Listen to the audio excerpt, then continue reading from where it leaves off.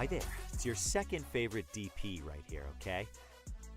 No, that's Deadpool, you silly little Hufflepuff. Anyways, I'm gonna need you to shut up that pretty little mouth of yours and pay attention because the show's about to start, alright? And, I don't know about you, but I know who's my vote for sexiest ex-soldier turned pop culture show host. Alright, enough foreplay. Let's get on with the show.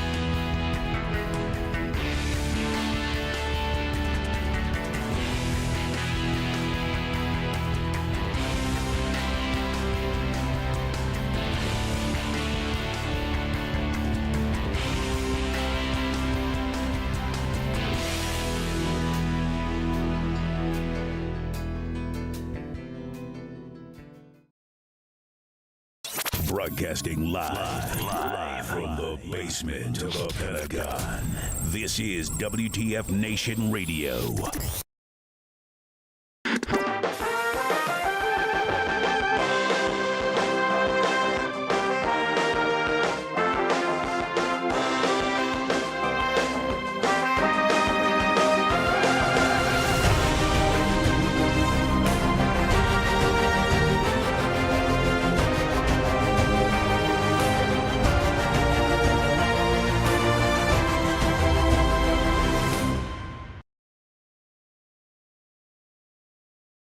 Hey everybody, welcome. Are we supposed to feel different music? Was the music too loud? My bad. My bads, y'all. I can adjust that. Hey everybody, what's going on? Welcome one and all. Today is April 23rd, 2024. This is episode 167 of Pop Culture Warrior, the show where I stay up to date on all the ins and outs of what's happening in pop culture so you don't have to. I am CQ. I am your pop culture warrior, and joining me tonight is our beloved. Wait, is it? No, that doesn't look. Can it? It's no. That's not right. Let's see who we've got joining us in the bubble tonight, ladies and gentlemen. Please welcome. It's Angry Elf. Hey. Hi, Peanut. Hi, Peanut.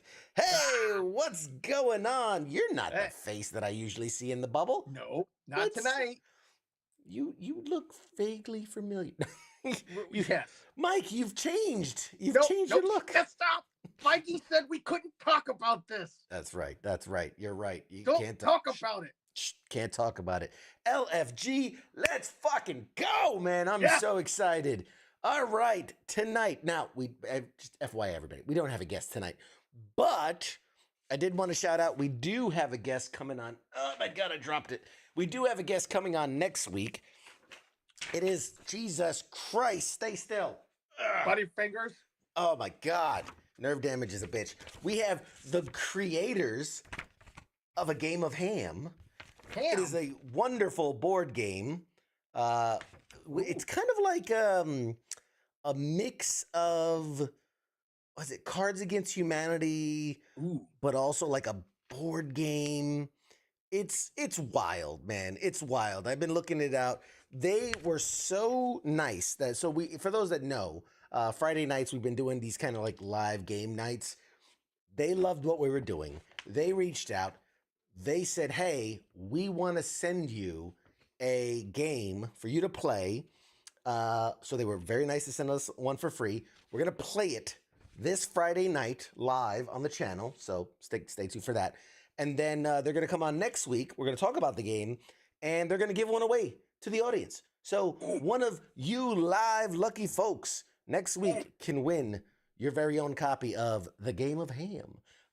So tune in this Friday for us. We're got a bunch of guys coming over. We're gonna play it. So it's gonna be a lot of fun.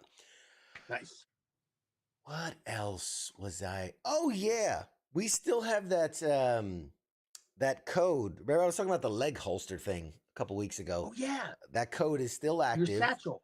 The side satchel, the leg satchel, if you will. Yeah. At uubgear.com, code PCW10. Dude, I love it. I absolutely love mine. In 2 weeks, I'm going to Fan Expo Philly, the Comic-Con there. Oh. And I'm excited. I'm already like packing out my gear, and I'm like, okay, man, this is gonna go here, this is gonna go there. I love the thing, and I'm gonna get the creators of that to come on as well because it's really a great product, and I love it. I'm happy to support things that I truly believe in, versus some type of shill for. Does it come in camouflage? It comes in everything, man. It comes in everything, every color, every style. I mean. And I think you can even request stuff. Like if there's a certain thing you wanted to request, I think they take those as well. So, it comes in everything. Yeah, it comes in everything. What's up, guys? So, real quick, hey Keith, what's up, Keith? How you doing? All right. Let's see. What's up? SUB guy, subby guy. All right, subby guy. I like it. I'll take it. Subby guy. What's up, man? What do you hear? What do you say from the sports bar? Thanks for coming in. Subby guy? Is he in the Navy? Is he a submarine guy? Subby, yeah, could be. Let's see, figures the week after Yes, that's right. He says he's Angry Elf's buddy, subby guy. Is Angry Elf's buddy, so there you go. Oh, I know who that is. And yeah, Keith, God bless Keith, man. I know you were in my neck of the woods, man. I'm sorry we couldn't get together, man. And of course, the week after, we're all set to go now. Jeremy says, "Present, not dead yet." Hey, man, good. That's what we could hope for. And then some dude named Juanito Ramos is in the chat saying, "Hey, what up, Waze?" Yeah. Is that that's him. That's him. Is that P Diddy? That's P Diddy himself. What's up, man? Let's see. Subaru guy. He says Subaru guy. Subaru guy. I like it. Okay. So lots to talk about, man, this week. Oh my God. Where to even begin? What could possibly be the biggest thing to happen since we last were on air over the last week? I don't know. Yeah, something about like a prayer. Like a prayer. Madonna's trending for some reason this week. It's weird. I wonder why. Well, All right. Well, ladies and gentlemen, we have been blessed. The Marvel gods have blessed us. They dropped the Deadpool trailer yesterday. The Deadpool and Wolverine trailer. It is there's Tacos. Hi, Tacos. It is phenomenal, amazing, incredible, crazy, astonishing, uncanny, wonderful, yes, ultimate. It's all of it, all wrapped in one. So we're going to play it, and then we are going to discuss, because I have theories that I want to talk. So without further ado, I have theories. I have lots of theories. Without further ado, the trailer for Deadpool and Wolverine. I told you, you're not welcome here. You're not welcome anywhere. Now get the fuck out of my bar. Just give me one more drink and then I'll leave. Hi, Peanut. I'm gonna need you to come with me right now. Look, lady, I'm not interested. All right, well, I'm sort of on the tick-tick, so upsy daisy. Here we go.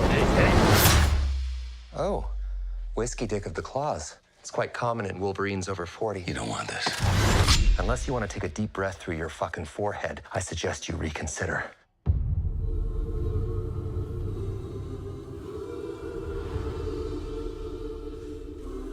I'm about to lose everything that I've ever cared about. Not my fucking problem. Is that what you said when your world went to shit? Come again. This Wolverine let down his entire world.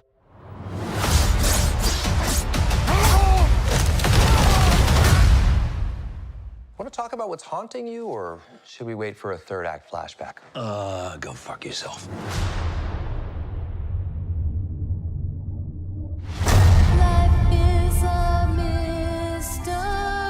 I don't know anything about saving worlds, but you do.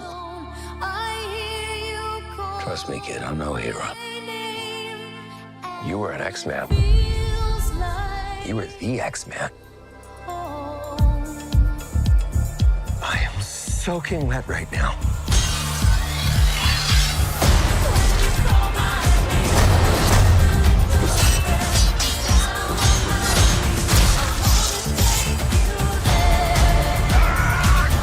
Boys are so silly. This is what I'm talking about. Big slow motion action sequence. Who knows if you live or die? Let's fucking go. Let's fucking go.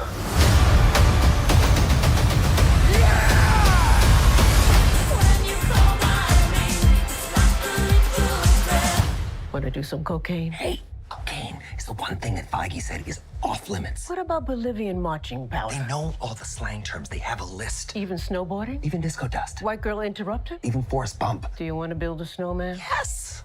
But I can't.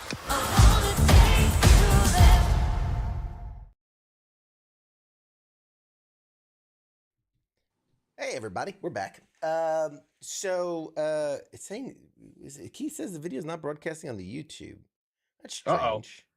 Oh, on the vertical YouTube. Oh, Yeah. well, sorry. Yeah, sorry about that. But in honor of that, I think you got something to share with the class. I do. I've got 6 of them. Okay, and I brought in. Oh, you got a friend over there. Oh, sorry. Wrong language mode. Hi, it's me, Deadpool. How you doing, bud? You excited for the movie? No? Yes? Hello? No? He Didn't shut up the whole time. Not the whole time. The now he one shuts up. time he doesn't want to talk. Oh, he wants to play music. Hello, and welcome to Deadpool TV. Oh, he's taking over the show now. You have a I see. superpower. What would it be? All right, shut up, Deadpool. You're fine. All right. All right. Wow, that really takes my breath away. Away with He's words. gonna take this show over. But let's get real. What's your sauce? Barbecue or ranch dressing? You Real know what I ranch. like. You know what I like. Fascinating. Tell us more. He Okay. only responds to Madonna. That's good. I like that. Oh, good one. You're hilarious. What's the name of your improv troupe? All right. Deadpool. We've You know, no. Well, you should tickle do a me show sweetly with and that oh. head as your co-host. That would be terrible. Nobody would like that. Anyway, well, in honor of the release of the trailer, we're gonna hang you back there for now. Yes. Everybody can see you. There you go. So Deadpool and Wolverine. The trailer, phenomenal. Yes. Yeah. Phenomenal. It is everything I hoped it would be. I wanted it to be. I have theories. First, You have I'll let theories. you go first. Is there anything you want to say about the trailer? About anything about it? This, the only thing that this does is don't give me hope, Feige. Don't give me hope, because I believe in Ryan Reynolds. I believe in Hugh Jackman. I think this movie is going to be everything that we want, and it's just going to yeah, leave us heartbroken at the end. That's my only thing. But this thing looks sick. Like, I'm sitting there. The second the tickets go on sale, I'm going to get the first showing I can get, and I'm going. And I might just watch it 2, 3, 4 times that weekend. Kind of like what you and I did years ago when Spider-Man 2 came out when we were in Vicenza. That's right. That's right. Yes, or more recently when Spider-Man No Way Home came out and I watched it like 5 times in the theater. Yeah. So man, there's so much to unpack. Yeah, it really is. We knew going, just with all the spoilers and all the things that have been leaked, we knew we were going to see the return of a lot of Fox characters. Even with the teaser trailer that they showed before, we knew like Pyro was coming back, and right, and obviously we knew Wolverine was coming back. Obviously, this is just like wow. Obviously, if you play it frame by frame, you see the TVA's involved. We know the Void, that the End of Time Void is involved, because we see all the kind of Mad Max style, whatever, of the Wasteland. We know that, what was it, Alioth, the big purple monster from the Cloud monster from Loki. We know that's involved. We saw that. Yeah. We see returning characters like Lady Deathstroke, or no, Deathstrike, not Deathstrike. Deathstroke. Deathstrike. God forbid. Lady Deathstrike. Strike. Then we saw, what's his name? Azazel, I think, was Azazel. The guy that red, was... the Nightcrawler's daddy, basically. Not anymore. we see him in it. Like, there's just so much there. There's so much there.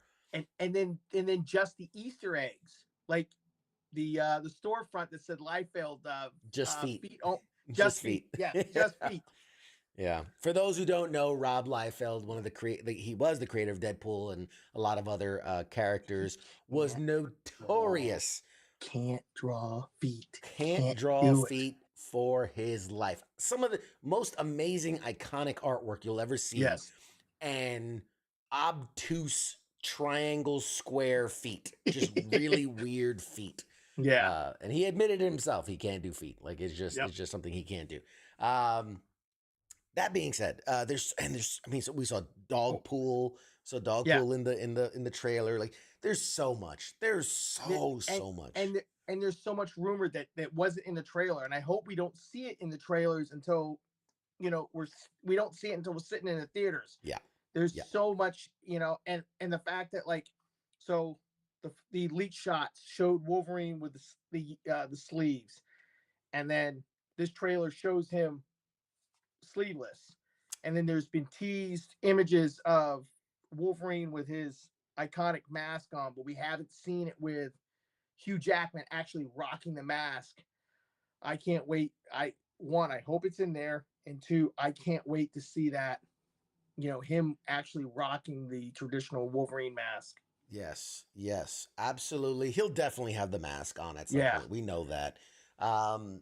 Somebody else, he pointed out the at the end of the trailer, right? The Doctor Strange-esque portal opening up. Now, when you look at that shot, anytime a portal has been opened in the MCU with that little spirally shit, you clearly see what's on the other side. I believe it was very intentional that they whited out that circle. That's just like the No Way Home trailer where they had to edit stuff out. They wiped out the other 2 Spider-Man. So my theory is that wherever they're jumping to, A is pivotal to the story, and it would probably spoil things, and B would be instantaneously recognizable, right? Because if it was just like a room they were jumping into, like, you could be any room. But A, like, the action poses, right? Which I love that Wolverine's doing his, like, ridiculous, because who jumps like that? It's a perfect comic book homage where he does like the 2 feet up arm, like, but no one in real life jumps like that. So I love the fact that they did it. Yeah. And then, and you know, Wolverine kind of going in with the club. So whatever's on the other side of that portal, it's right on the other side of that portal, right? Because it's not like Yeah. they're running through or walking through. They are mid action. They're mid John Wick in air kind of Yeah. poses, meaning that, you know, whatever it maybe it's a sentinel head on the other side of that portal. Maybe it's the Battle of New York. Maybe we're going back for a seventh time to the Battle of New York. Maybe, You know, maybe it's the final battle of Endgame. could be the final battle. It could be Thanos. It could be, I mean, my God, a million different things. Yep. What really strikes me with this trailer is how many kind of references that are homages or nods to the Old Man Yeah. Logan story arc. Yeah. For those that don't know, one of my favorite stories ever told was Old Man Logan, which, like any good story, they've redone to death. But Yeah. the original Old Man Logan, you know, we flash forward, you know, Like what, 50 years? 50 years into the future. Yeah. And we see Logan, and he's old, and he refuses to fight anymore. And basically, all the heroes lost, all the villains won, and it all. And it was Good. it was, if I remember, it was Mysterio, and it was tricked Logan, and he's the one that defeated. Yes. So basically, what happened was, it was like the day the heroes fell. All the villains got together and basically killed off all of the heroes. And the X-Men were basically single-handedly taken out by Wolverine, who had been tricked by Mysterio to think he was fighting villains when instead he Yeah. was slaughtering his own friends. And obviously, you know, Logan the movie took elements of the Old Man Logan story. But I know a lot of people, like, again, it was a good movie. It wasn't a bad movie. But a lot of Yeah. people who were fans of the storyline and like, you just knew they couldn't do it justice because they didn't have the rights to most of the stuff needed. But now that Disney has, you know, 90% of everything, wouldn't it be really cool to backdoor an Old Man Logan story into this Deadpool movie? Go ahead.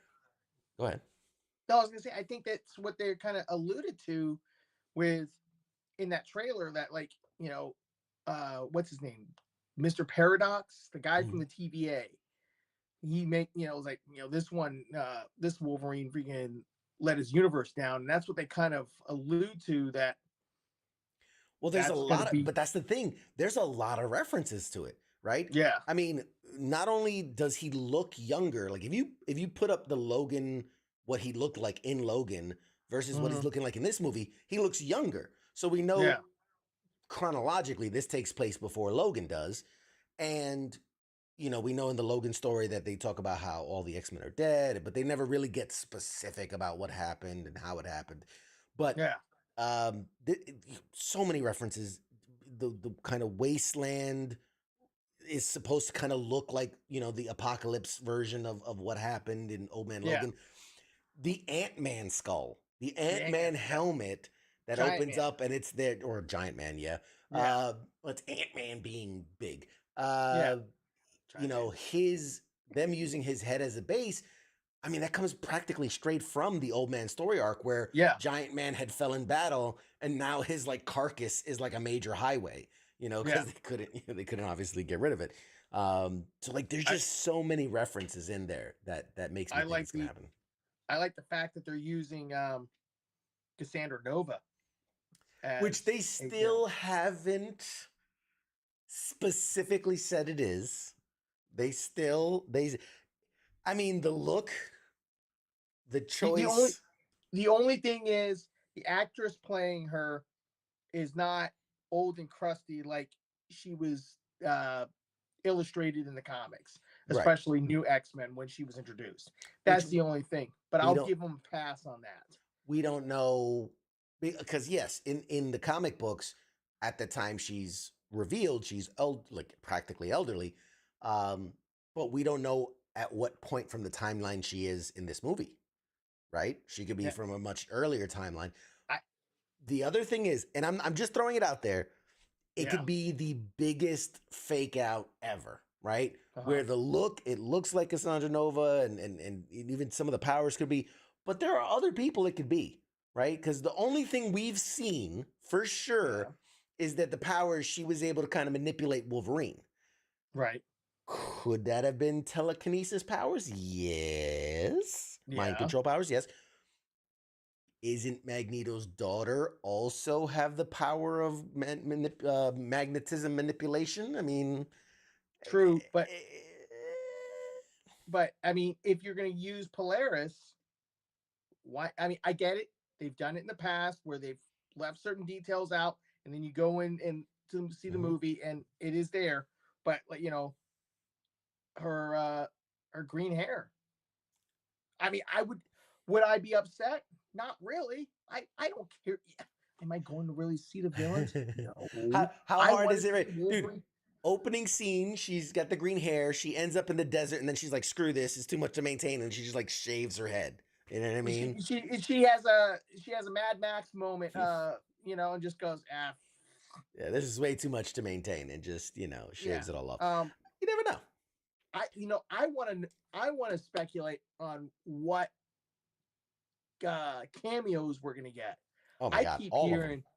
I keep hearing that people are hoping, and I kind of along lines with it. Chris Evans shows up as Johnny Storm. Yes, not Captain America, but as Johnny Storm. Or I would like or there's some sort of like at the conclusion, there's some sort of meeting, or in Secret Wars, but Chris Evans meets himself a la Endgame, and instead of being America's ass, it's Johnny Storm meets Steve Rogers, and it's like, you look familiar. Yeah. Holy, that's one hot ass.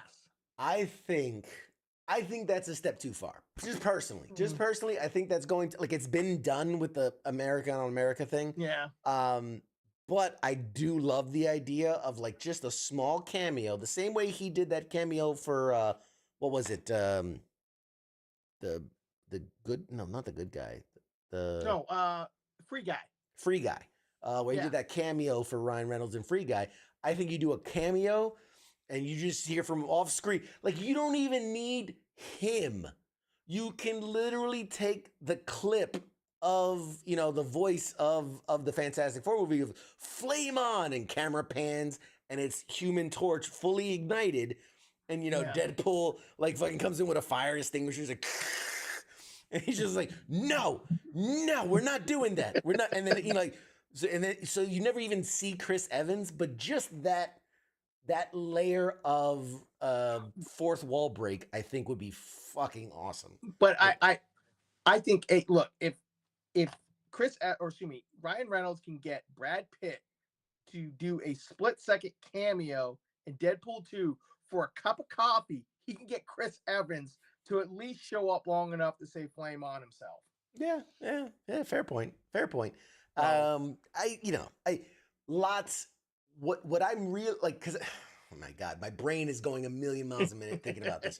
This movie opens up so many possibilities. So many possibilities. And I think what it's going to boil down to for me, we know it's going to be a good movie. The action, we haven't even talked, the fight scene looks incredible. And I mean, it's just so good. Dude, there was somebody else that spotted this. Credit to them. I don't know if it was New Rockstars or somebody, but they so there's the one scene where Wolverine and Deadpool are fighting. Right. And you see, Wolverine kind of slash at him, and he ducks, he dips and ducks and all that. They put a side by side. It's the Tobey Maguire fight scene when he's fighting Flash in the hallway of when he first gets his powers, and Flash is like, ugh, and throws the punches, and Peter Parker's like, shoot, shoot. Dude, they put them side by side. It is frame for frame exactly the same. So they're even sliding in references that you wouldn't know if you didn't know. Like, that's how good the references are in this movie, that they're even referencing bro, when I'll send you the link to it, because it is, you're like, well, no, because, left, right, I mean, how much, the variation, no, man, frame by frame, the exact head movement, the same bob, the same weave, even the same editing cut, like the way it cuts to the other side. Exactly. Oh man, when I saw that, I was like, you know what? Fucking kudos, man. God damn, that's just brilliant. Now, here's another thing. You know how everybody complains about trailers and they ruin all the good stuff? What if 80-90% of what is in this trailer is not in the movie, and this was either A, done specifically for the trailer, or B, the crap that was just cut out, like we didn't have time, or hey, this just didn't meet the cut, so we put it over here in this pile, and then they made the trailer out of that, and we haven't seen anything that's going to actually be in the movie. I wish that was the case. I do. I do. I wish that was the case. Dude, I know. There's a history, especially with Marvel. There's a history of them putting in scenes. Infinity War was one of them. Yeah, but and it goes both ways. So they've put in scenes that were heavily edited, so things were taken out, but they've also put in scenes that aren't in the movie. So, and I'm not just talking about like, oh, Hulk was added to the running scene, but like you look at what was Homecoming, Spider-Man Homecoming. Yeah. There in the trailer, you see Spider-Man swinging through the city with Iron Man flying. That's not in the movie. You see the Vulture like kind of coming down that column and flaring out his wings. That's not in the movie. So there's a lot of times where they'll do test shots just to see how it looks, and like it's almost like for like the pitch, but they're beyond the pitch. But these kind of test shots that never intended to be in the movie, but they use a lot of that for the trailers, so to hide, more stuff for the movie, which I'm all for it. I am all for it. As long as you're not purposely deceiving people into believing they're going to see one thing and then showing them something else. But if you want to keep us in surprise, like, the whole point of a trailer is to know what the tone of the movie is, or the general concept of the movie, right? We know it's Deadpool. We know some time travel, timey-wimey shenanigans are going to happen. And, whatever. What's going to sell it for me for this movie is, like I said, we know the comedy is going to be on point. We know the action is going to be on point. What's going to sell it for me is this is the last time we're going to see Hugh Jackman's Wolverine, right? So does he get, yes, it is. Will he get the send-off that he deserves? Because, like, Logan was good. But it still, fell short of how, I mean, the guy deserves a goddamn, like, a real send-off. He deserves a something, like, but yes, absolutely. I just, I hope it's something like, I don't know, maybe kind of sort of tear jerky. Yeah. Well, like, here's the thing. The ending of Logan where he dies in the field and all, like, that's the emotional ending. I want the badass going out guns blazing ending where, the whole point of this movie is there's an incursion happening. Both worlds will be destroyed. And so he has to make the ultimate sacrifice, right? He does the thing that forces his Fox universe to be destroyed so that the Marvel universe can continue, right? Because he realizes, his universe is already fucked. All the superheroes are dead. Supervillains have taken over. Whatever it is, might as well save the universe that has heroes still alive, that has a chance. And so he, like, makes the ultimate sacrifice to do that. The other thing is Deadpool needs to live on. And this is where it's weird because we don't have any official word one way or another if this is the last Deadpool we'll see, I don't think so. And the reason I say that is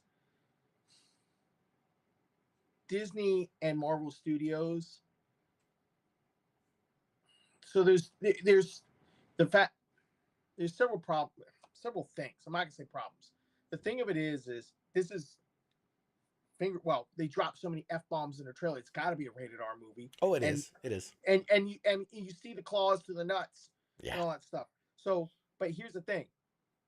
You have Deadpool live on. Disney and its old image of being family friendly with a rated R character. I get it, and it's going to. But is Deadpool going to translate well if he shows up in Secret Wars? They're going to want to make Secret Wars PG-13. So Deadpool shows up in another Avengers movie or whatever in the future, Spider-Man and Deadpool. Are you going to make that PG-13? Or are you going to make that rated R? Here's my thought. If we do get Deadpool moving past this movie, if we get him Secret Wars, etc., just by the virtue of the nature of the character, when it's a big team up movie, the first, like when sorry, it's playing in my head and I love it. It's, you Captain have America a scene saying language. No, better than that. Is you have a scene like it's, Endgame or whatever, normal scene. And then they're like, we're going to need backup. Camera quick pan to literally Kevin Feige's office. And it's Deadpool standing there. And he's like, if you sign here, you get to be in the movie. But it's PG-13. So you got to watch the language. The minute you cross the line, you're out of the movie. And he's just like, fuck. Because, you get one F-bomb in a PG-13. So he's just like, fuck, fine. And he signs. And then just literally walk from the office, and then it pans right onto the screen. He walks into the battlefield. Right into the battlefield, and he's like, okay, let's do this. And he's just like, LFG. And they're like, what? Don't worry about it. Don't ask questions. Don't ask questions.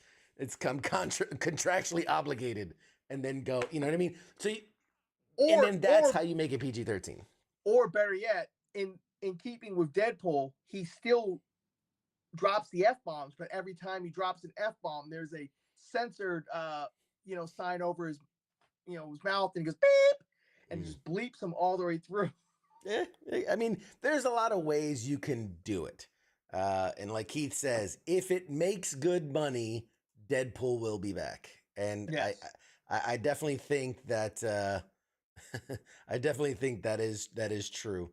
It is true. He's gonna be, I mean, come on. The only problem I think could happen is in like a serious team up movie. Ryan Reynolds, from my understanding, at least with these last three, with these Deadpool movies, has been like a guiding principal type guy.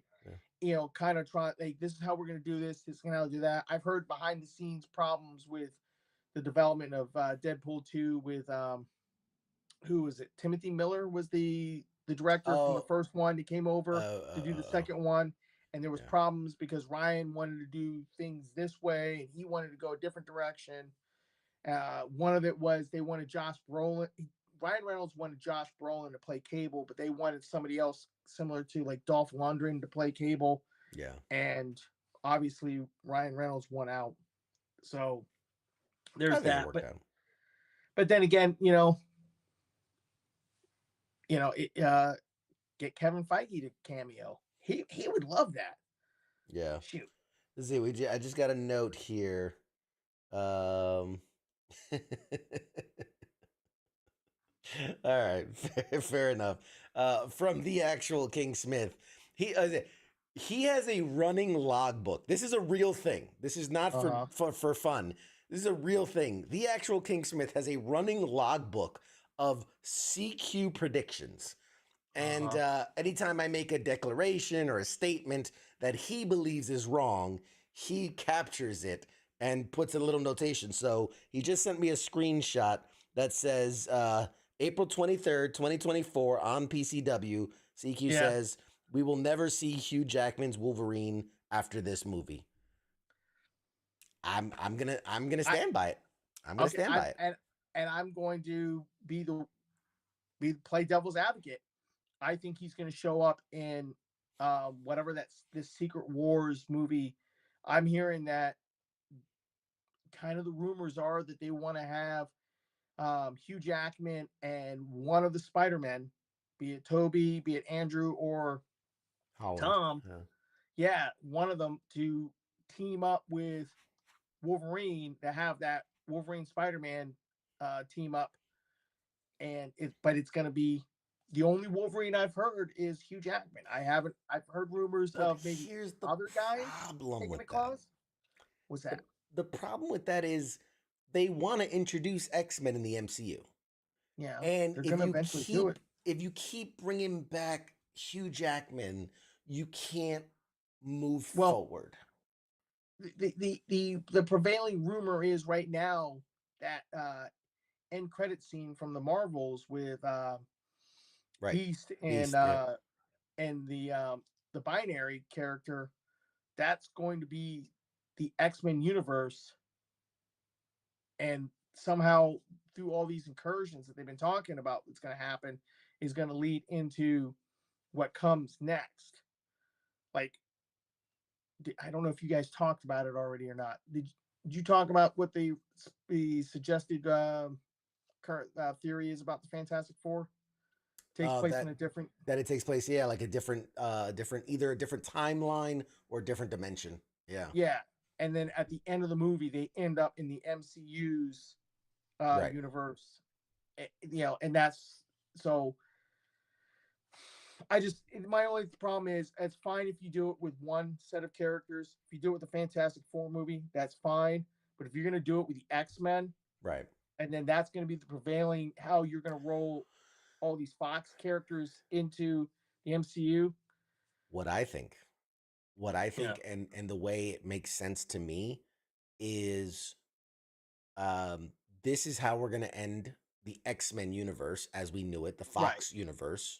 So we're going to end it, which we already know too. Like Jennifer Garner's Elektra is going to be in it. Yeah. So we know this is more than just the X-Men, right? It's the Daredevil universe, it's all those. So this movie will put an end to that. But it will open the door to if that exists, it's going to make it easier for, so the Fantastic Four is their own thing, right? Maybe the new X-Men is its own thing.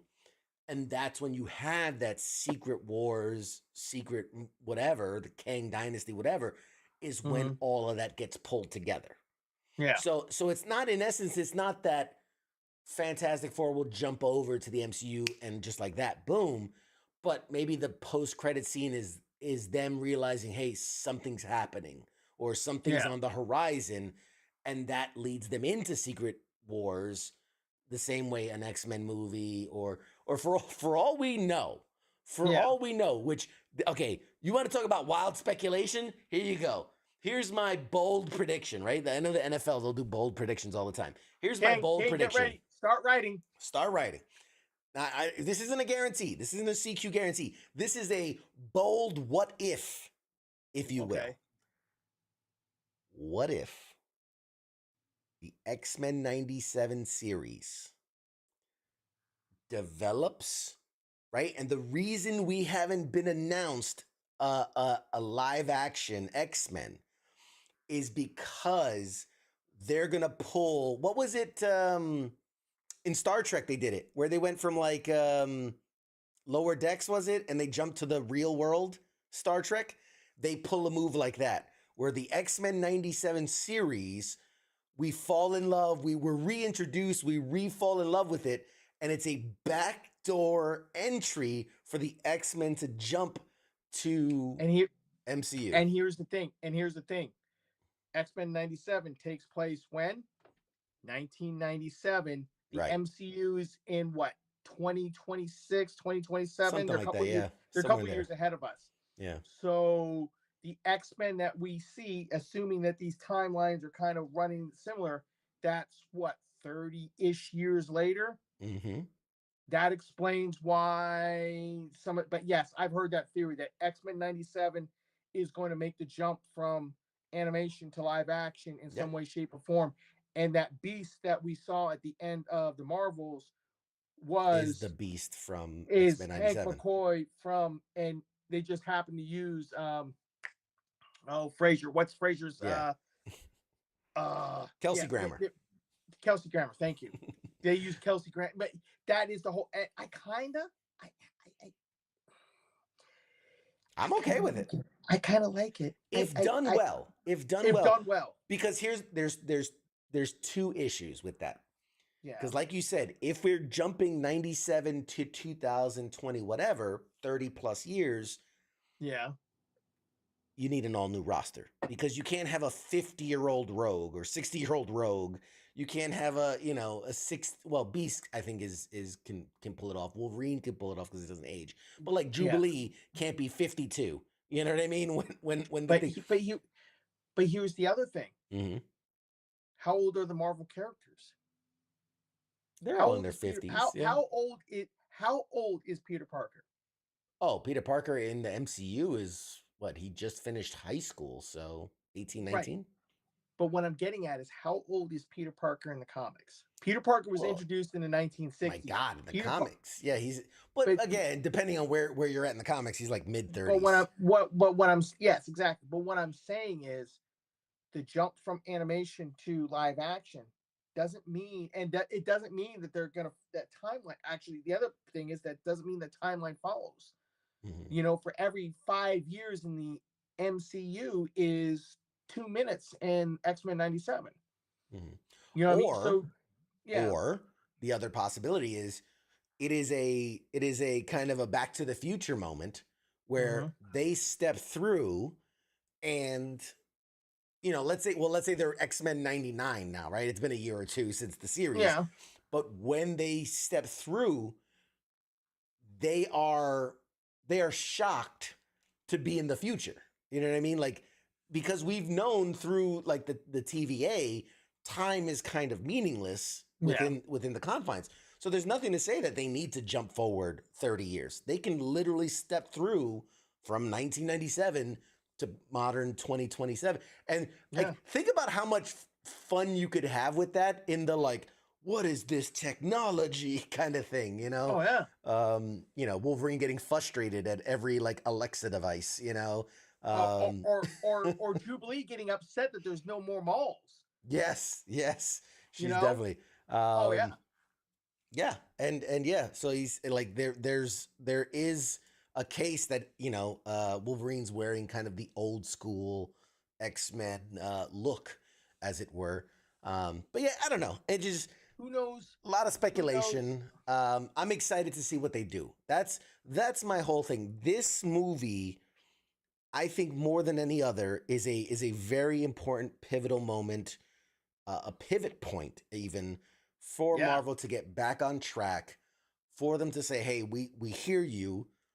We see what you want. This is it." And you can still do those other things, but get back to why we love it. And with that being said, because this was this trailer was introduced at what, CinemaCon a couple weeks ago. Mm-hmm. The other trailer that was introduced was Captain America 4, and the fact that there's a scene with Harrison Ford and Anthony Mackie, and Harrison Ford's character, President Ross, saying, "Hey, I want you, Captain America, to reintroduce the Avengers, rebuild the Avengers." Mm-hmm. And I think that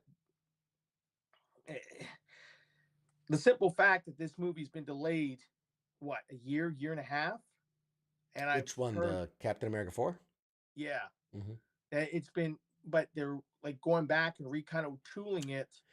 Yeah, they're doing a lot of reshoots. Retooling it to kind of work into some of these other things. Yeah, they're realizing that certain things were not what people wanted, and so they're trying to make changes so that's for the betterment of the movie, which is good, and the betterment of the whole storyline in general. Like, one of the things we loved about the MCU from the very beginning is how everything's connected. Yeah, but I feel like we've lost a bit of the way in that everything was connected, but each movie stood on its own two legs, and only made vague passing references. It was the idea of like everything's within the same universe. But I live in the same universe as you, but outside of this show, it's not like we see each other or hear about each other, right? No. So it was this idea, like that in the background there might be a news clipping of something that's happening in another city. But every movie stood on its own 2 feet, and I feel like we've kind of lost that, in that like everything has to tie into every line of dialogue has to have a meaning to some other thing, and it's like you don't have to do that. But they really haven't tied in. Like, you know, like the biggest complaint that I've heard is the Eternal that shows up at the end of the Eternals, or not the Eternal, that the Celestial, the giant being coming out of the yes, ocean. the Celestial that's coming out of the Indian Ocean, and that movie premiered in what, 21, right? Here we are in 2020. Here we are in 24. They still only made a passing reference in one movie, and supposedly this is how they're going to introduce adamantium. That's the running rumor, that Celestial, they're going to end up mining adamantium. I don't know. I don't know either, man. All I know is the X-Men is what everybody wants, because X-Men 97 is killing it. Absolutely killing it. Killing it.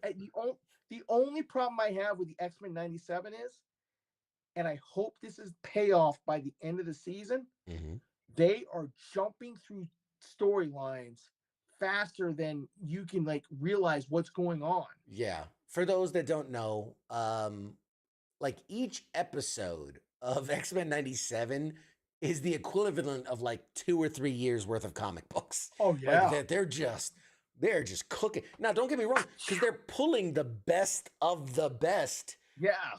It's like if you took 3 years of comics and squeezed it, and they got that juice, and like that juice is the episode, and it's perfect. But they are burning through it at a lightning pace. But again, it makes me feel as if they are hurriedly trying to get somewhere. As if they're trying to get to a head, to a point where something could happen. You know. Who do you think's the big bad for this season? Well, again, you know, Sinister's the one that's been kind of heavily, you know, implied. Implied, yes. Yeah, but X-Men's also, you know, known for having a lot of, you know, surprise things. So it's not hard to believe that there's a hidden puppeteer mastermind.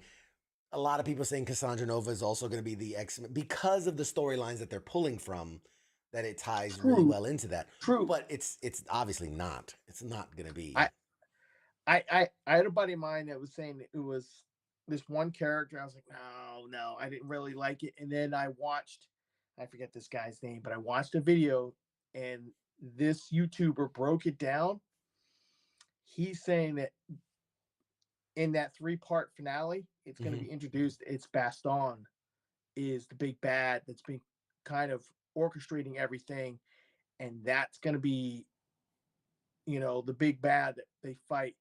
I also think tomorrow's episode, because of the title, and we've started to realize these titles are not just random titles. No, they have very important meaning.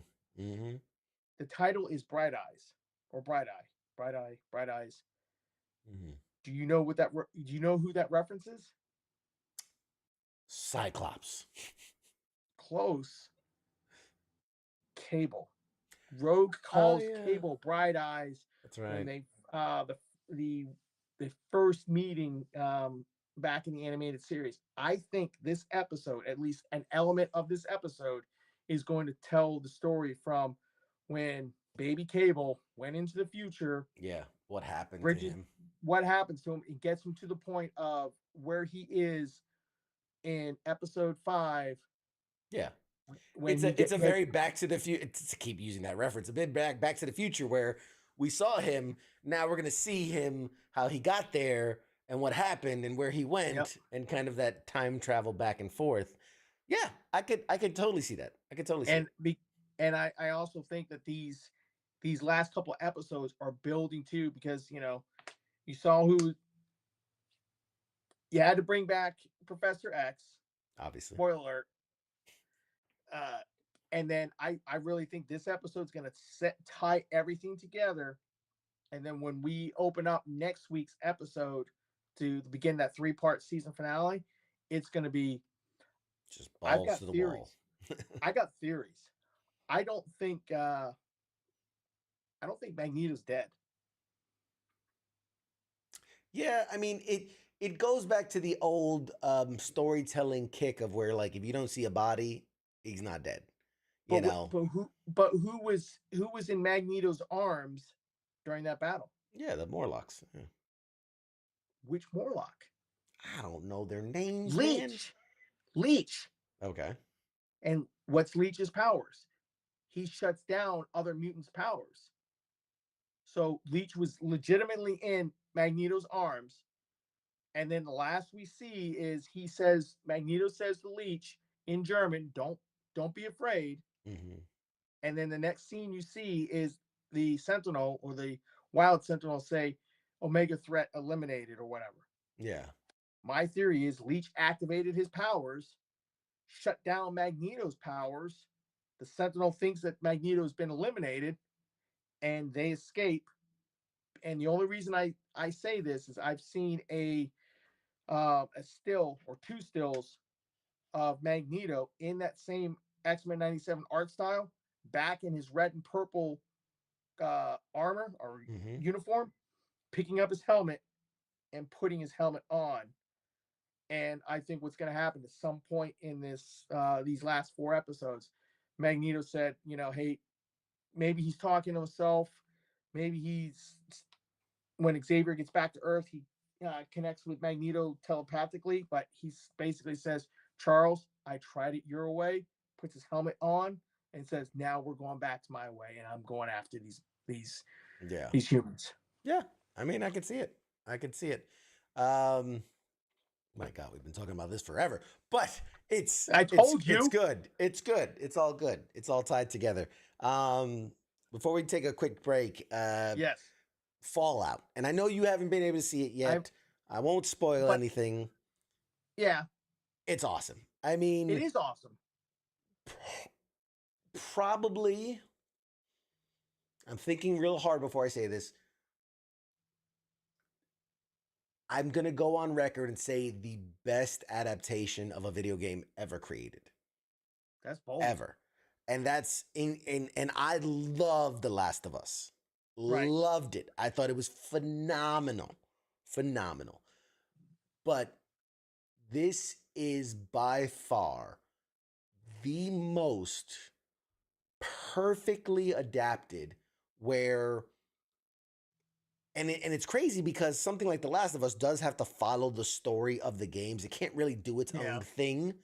It wouldn't make sense to do its own thing. But Fallout is just perfect that you can tell this story without actually following a story, right? You get to create a whole new story, but within the confines, because every Fallout game is a different story just set in the same universe. So this was perfectly set up. It would be as if you made, like, we're going to make a Super Mario movie, but Mario and Luigi aren't in it. And it's about fucking Princess Peach hair day. You know what I mean? Like, it wouldn't make sense because you're like, well, it's a Super Mario. We want to follow the Super Mario story. So I just, the costumes, the props, the writing, the settings, the story, the humor, the balance between like seriousness and ridiculousness and how it kind of teeter-totters back and forth, the real heart that's in it, the just everything. I love the fact that because the player is the person that determines the player's style, right? Am I going to be a good guy? Am I going to be neutral? Am I going to be a bad guy? I love the idea that they made 3 protagonists and it's essentially 3 different play styles in that the ghoul he's the bad guy. Well, he's not even a bad guy. He's just anti-hero. Yeah, he's the morally I don't give a fuck anymore. I just don't care. And just does what he wants. And then you have obviously Lucy being the very, I'm going to do everything perfect. And then you've got that middle ground in Maximus, who's just like, I'm going to do the right thing, but because it's going to benefit me, right? Because I want to be, he's almost like a crooked cop where he's like, I'm doing the right thing, but I'm doing it for selfish reasons. So he's that, middle ground. I think it's so good. It's so well done. And I'm excited because they just announced season 2 has officially, we all knew with a show like, we knew there was going to be a season 2, but it's now officially in the books. It is going to happen. Amazon has said, yes, season 2 is coming. And without spoiling anything, it seems that we're going to get to experience New Vegas as a possible, because it's not even like it's speculative based on the ending and everything, that New Vegas might be a place we get to visit and experience. I love the fact that there was a lot of really good cameos where there are obviously people you're like, I know that guy, but they didn't take away from the story. It just was like a nice little thing where I think very much like in the world of Fallout, a lot of celebrities have done voices in the games. Yeah. So I thought it was just like a really fun way to do that, where instead of just being a voice, they actually got to be in it. And funny enough, I was reading an article with one of the producers or creators or whatever it was, and they're asking him like, hey, have you had a lot of your Hollywood friends start hitting you up for season 2? And he goes, yeah, man, you wouldn't believe how many people come out of the woodworks when something's good. And, something's good. Yeah. And he's like, and he goes, apparently a lot of these people are fans of the Fallout series and now want to do it. And he goes, the most memorable one, Aaron Paul, who was Jesse Pinkman in Breaking Bad. He was a science bitch, Mr. White. He apparently has been a huge Fallout fan, going so far back that there's pictures of him at the premiere of Fallout New Vegas, of the video game back in 2010. There's pictures of him at the premiere of a video game back when he's at the height of, Breaking Bad. But that's how much of a fan he was. And he said he reached out and he's like, hey, man, if you need somebody for season 2, like, holla at your boy. Yes. Yeah. So nice. I think he'd make a great, a junker or raider or whatever. Fuck it. But yeah, I'm excited, dude. It's so good. It's so good. Kenny, hold me to this, and you better still be listening. While we're in New Mexico, we got to watch out Fallout. We got to watch Fallout. It's what, 10 episodes? It's 8 episodes. Perfect. We can do that. Ranging from 45 minutes. Yeah, 45 minutes to like an hour 5. I think the premiere episode was like an hour 10. That's fine. But then every episode was shorter than that. But yeah, it's so good. Classic Fallout. Oh man, yeah. Your guy says he's all about it. So there you go.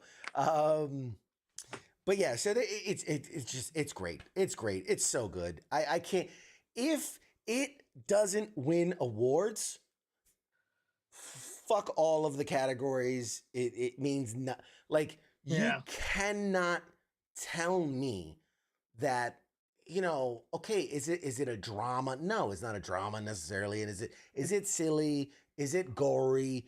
Is it ridiculous? Yes. Right. But does it have a message? Does it have amazing writing and story and characters? And a lot of people complain about the Maximus character because they're like, he doesn't have any personality. And like, that's the point. That character is meant to be like, I'm just gonna go where the story takes me. Like that's the point of his character. He's only concerned about like what's right in front of him. He doesn't have aspirations and all these things. Like, he's a bland guy. But yeah, there's just so much good. And I love the fact that it's clearly written by, it's clearly designed by people that love the series. Game. Yeah. Because nothing is taken, like, obviously there's Easter eggs, right? Every good show has good Easter eggs, but like there's nothing where you're like, that thing, they're using a laser rifle, but it's shooting bullets. And you're like, that obviously they don't know what the hell they're doing if but like everything is the painstakingly detail that went into this is so good. And then even to go as far as they could have literally just said, take everything and put it in this first season, but they purposely left things out. With tease, you see, again, not to spoil anything, you see a certain type of skull to know that even though we didn't see it in the season, they exist in this world. We see, a robot that's half buried, that's pretty important in the game and one of the enemies you fight in the game. We didn't see him active in the series, but he's there. We're letting you know he's there. We see like a hand of a super mutant that's covered up. So we know that they're there. It's like all these things that we know they're there and they're teasing for the second season and leaving surprises for the second season. I'm all about it. I'm so fucking excited. I'm so excited. It's great. It's great. And obviously obviously, was it Fallout 4 became the most played game in like Europe over the weekend? Like it was crazy. All this, subscriber counts went up and the sales went up, and it got people hyped to go back and play the story, which I think is awesome. Scott says, you think we're gonna get an FONV? Oh, Fallout New Vegas. I'm like, what does FONV stand for? Do you think we're gonna get a Fallout New Vegas remake? Honestly, and if you're talking specifically about the game, I don't think so.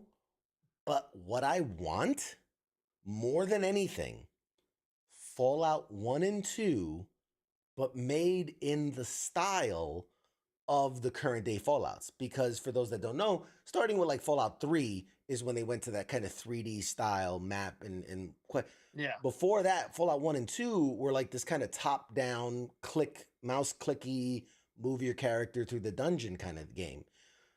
All the elements were there, the story and the things, graphically, that's what it was. So I want them to go back and make Fallout 1 and 2 and do a remaster in current day technology. It could be an exact port. They don't have to change. Now, obviously, they have to, from the ground up, they have to create the levels and things. But like they could use the same words, same story. They don't have to change nothing. Just give it to me so that I can play it like a shooter instead of a point and click, and I'm with it. I'll pre-register the shit out of that for sure. Scott said, look at how many times they've remastered Skyrim. They should put their own spin on New Vegas is definitely possible. But I think a remake for Fallout 1 and 2 would be great. Yeah,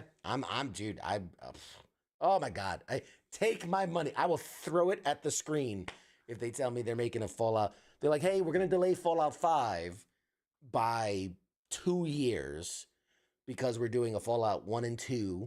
And you can even do like a dual, because like they released, what was it? Tony Hawk Pro Skater 1 and 2 was like one game.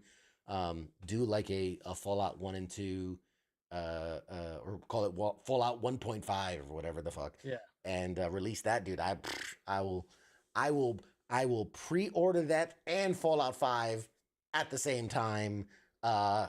Take my money. Take my money. And I think with the success of this show, I think they're gonna put more resources behind it for sure. So, all right, let's take I'll let you final thought. Oh, you've said everything about Fallout. I will watch the show, come back in 3 weeks, and I'll give you my thumbs up, thumbs down. Yes, we need a review. Which by the way, you, for those that didn't see it, our guy Angry Elf here got to pre-watch. Really, let's shout that out real quick before we go to the break. You got to pre-watch. What was it called? Infested.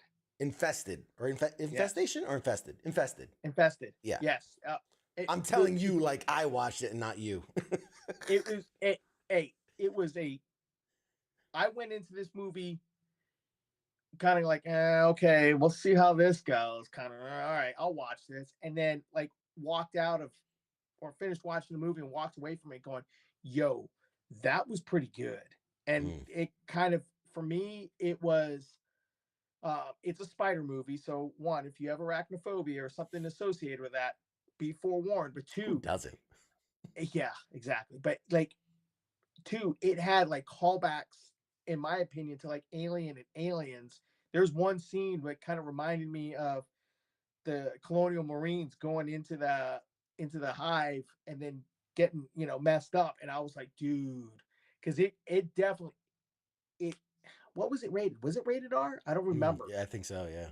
But it doesn't have any of the gore. It's just all that Suspense intense, and that horror. suspense, and everybody's kind of like natural, like ew, creepy crawlers, spiders thing. And the only thing I'll say is the third act kind of it makes sense, but there's some parts to it. It's kind of like it's a movie. Yeah. But acts It one took and you. two, It took you out of it a little bit. a little bit. I won't spoil it, but it did. You know, but yeah, it's definitely worth a watch. The only thing I'll tell you is if you're not a big subtitle reader, because it is in French, unless you're a French speaker, it is in subtitles, but Yeah. it is good. It's Yeah, and real good. I think it premiered on Shudder, which is the Yes. horror streaming Yes, service. the horror channel. Yeah.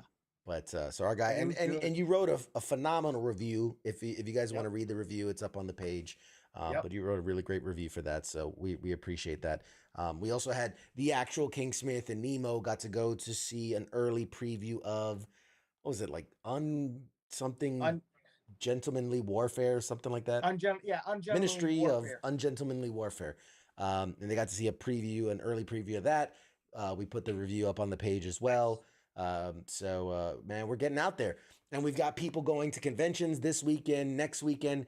They're going to take pictures. They're going to put it up on the page. So we've got force multipliers out there, man. You guys are the best. You're the reason we get to do all this cool stuff. And the more our team and our people do, the more we're going to get to do. So very excited for that. So let's take a short break. Yes, please. 5 minutes or less, and then I got some news I want to talk to you about, because I know a couple of things that are near and dear to your heart. So I got some stories just for you. Well, let's fucking go. Let's fucking go. All right, guys, we'll be back from a See you short after break. the break. Sure, in a few short minutes. All right.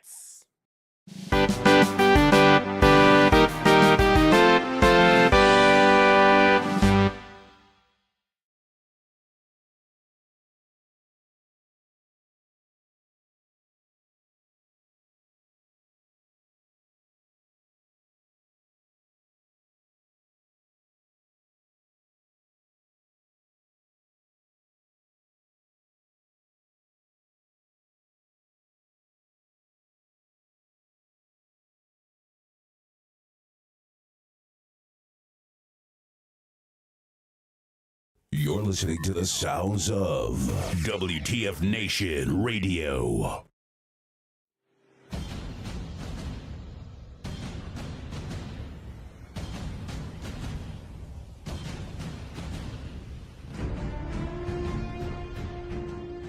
Hey, you there?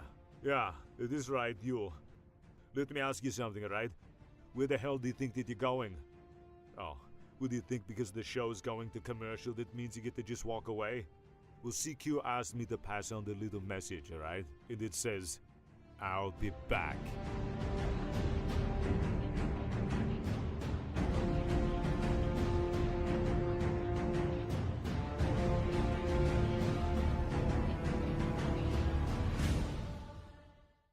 After all I've done, do you love me now? Do you love me now? After all I've said, running through your head, do you love me now? Do you love me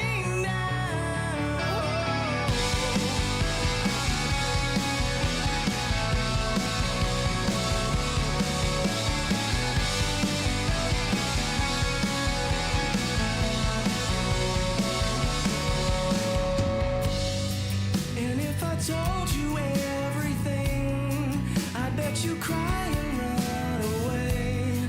'Cause with all the lies I keep, made you believe this was me. The truth is I am not at all who I preach myself to be.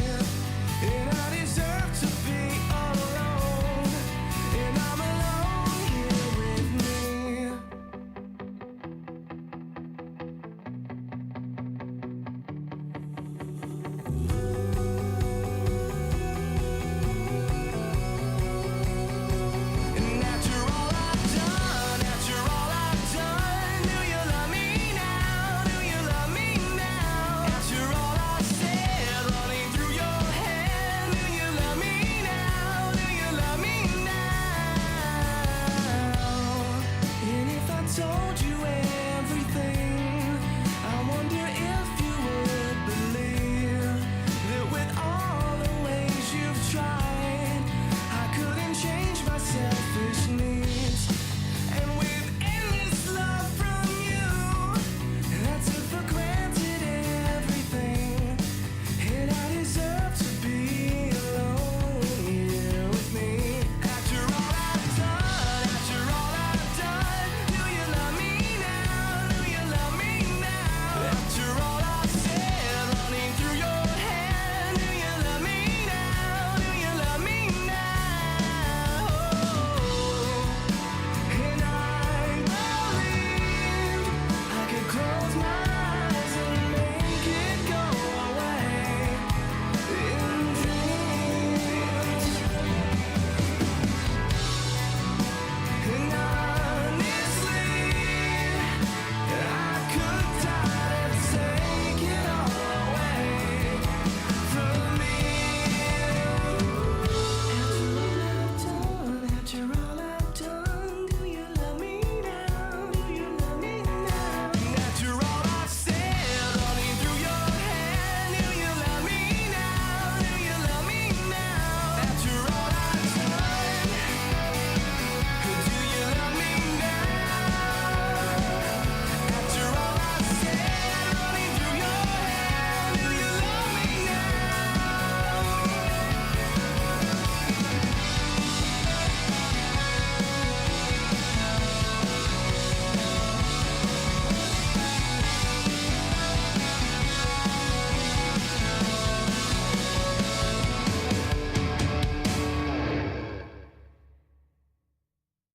You're watching Pop Culture Warrior. The force is strong. They have the high ground.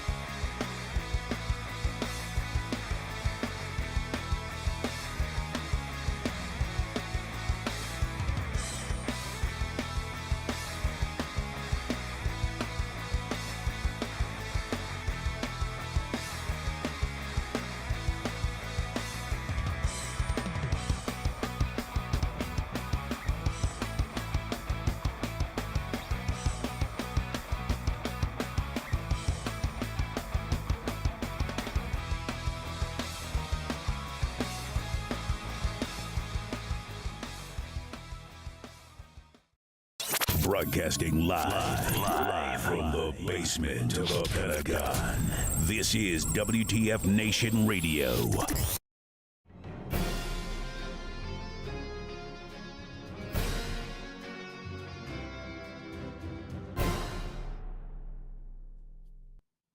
Hey, everybody, we're back.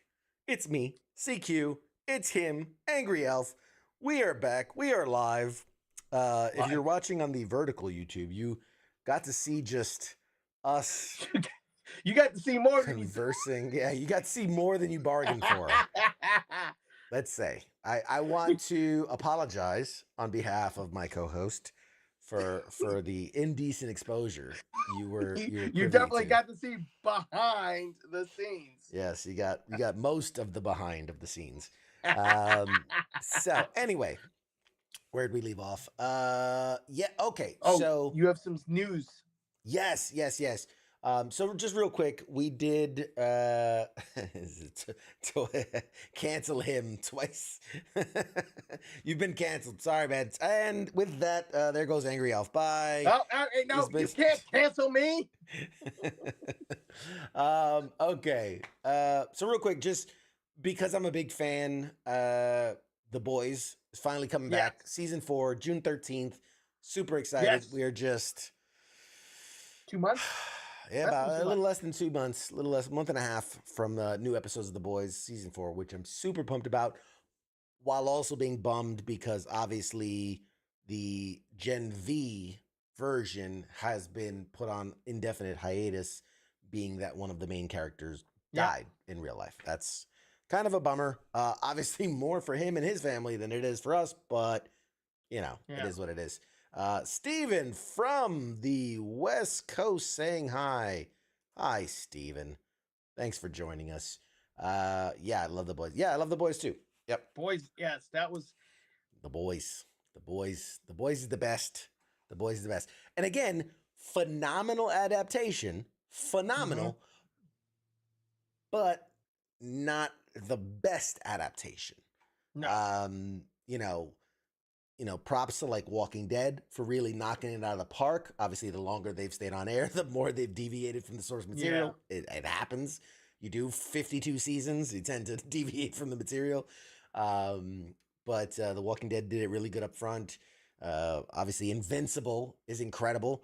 I mean, purely adaptation, Invincible might be the best thing adapted just because of how. But again, I think it's easier from comic book to animation, right? Oh yeah. Oh, a la absolutely. X-Men and Batman and Spider-Man and all those. Because it's easier because you can, like, especially in superheroes, you can depict superpowers. I mean, it's all you're going from is still pictures, you know, to moving pictures. To moving pictures With when sound. you go exactly with sound. But when you jump from the comic page to live action, it becomes a challenge. I mean, just take Spider-Man, for instance. Look at how we've had, just speaking with movies, we've had 3 iterations of Spider-Man, right? And with each one, at least visually, they got better. Like that opening sequence to Amazing Spider-Man 2 was mind-blowing, you know? So I'm with it. I'm with it. Yeah. Keith, we're gonna have to talk about this. He says, I'm still partial to The Rock's version of Doom, which I don't think I've ever heard someone say they like The Rock's version of Doom. Do you remember that? Do you remember that? I do remember that. I'm trying to Vaguely. remember when the last time I watched it, and I think that was 2006. Yeah, I think I watched it. It is. I don't want to say the worst adaptation I've ever No. seen. We should do a poll of like what's the worst adaptation, because I think like everybody that remember the Mario Brothers, like the 87 Mario Brothers was pretty bad. Nah, it wasn't 87. That was 90 something. But yes, 90 something. Yeah, because that was John 90. Leguizamo. Yeah, like 96, 97. And Bob Hoskins as Mario. Yeah, that was bad. That was about as far a departure from the source material as I think I've ever seen.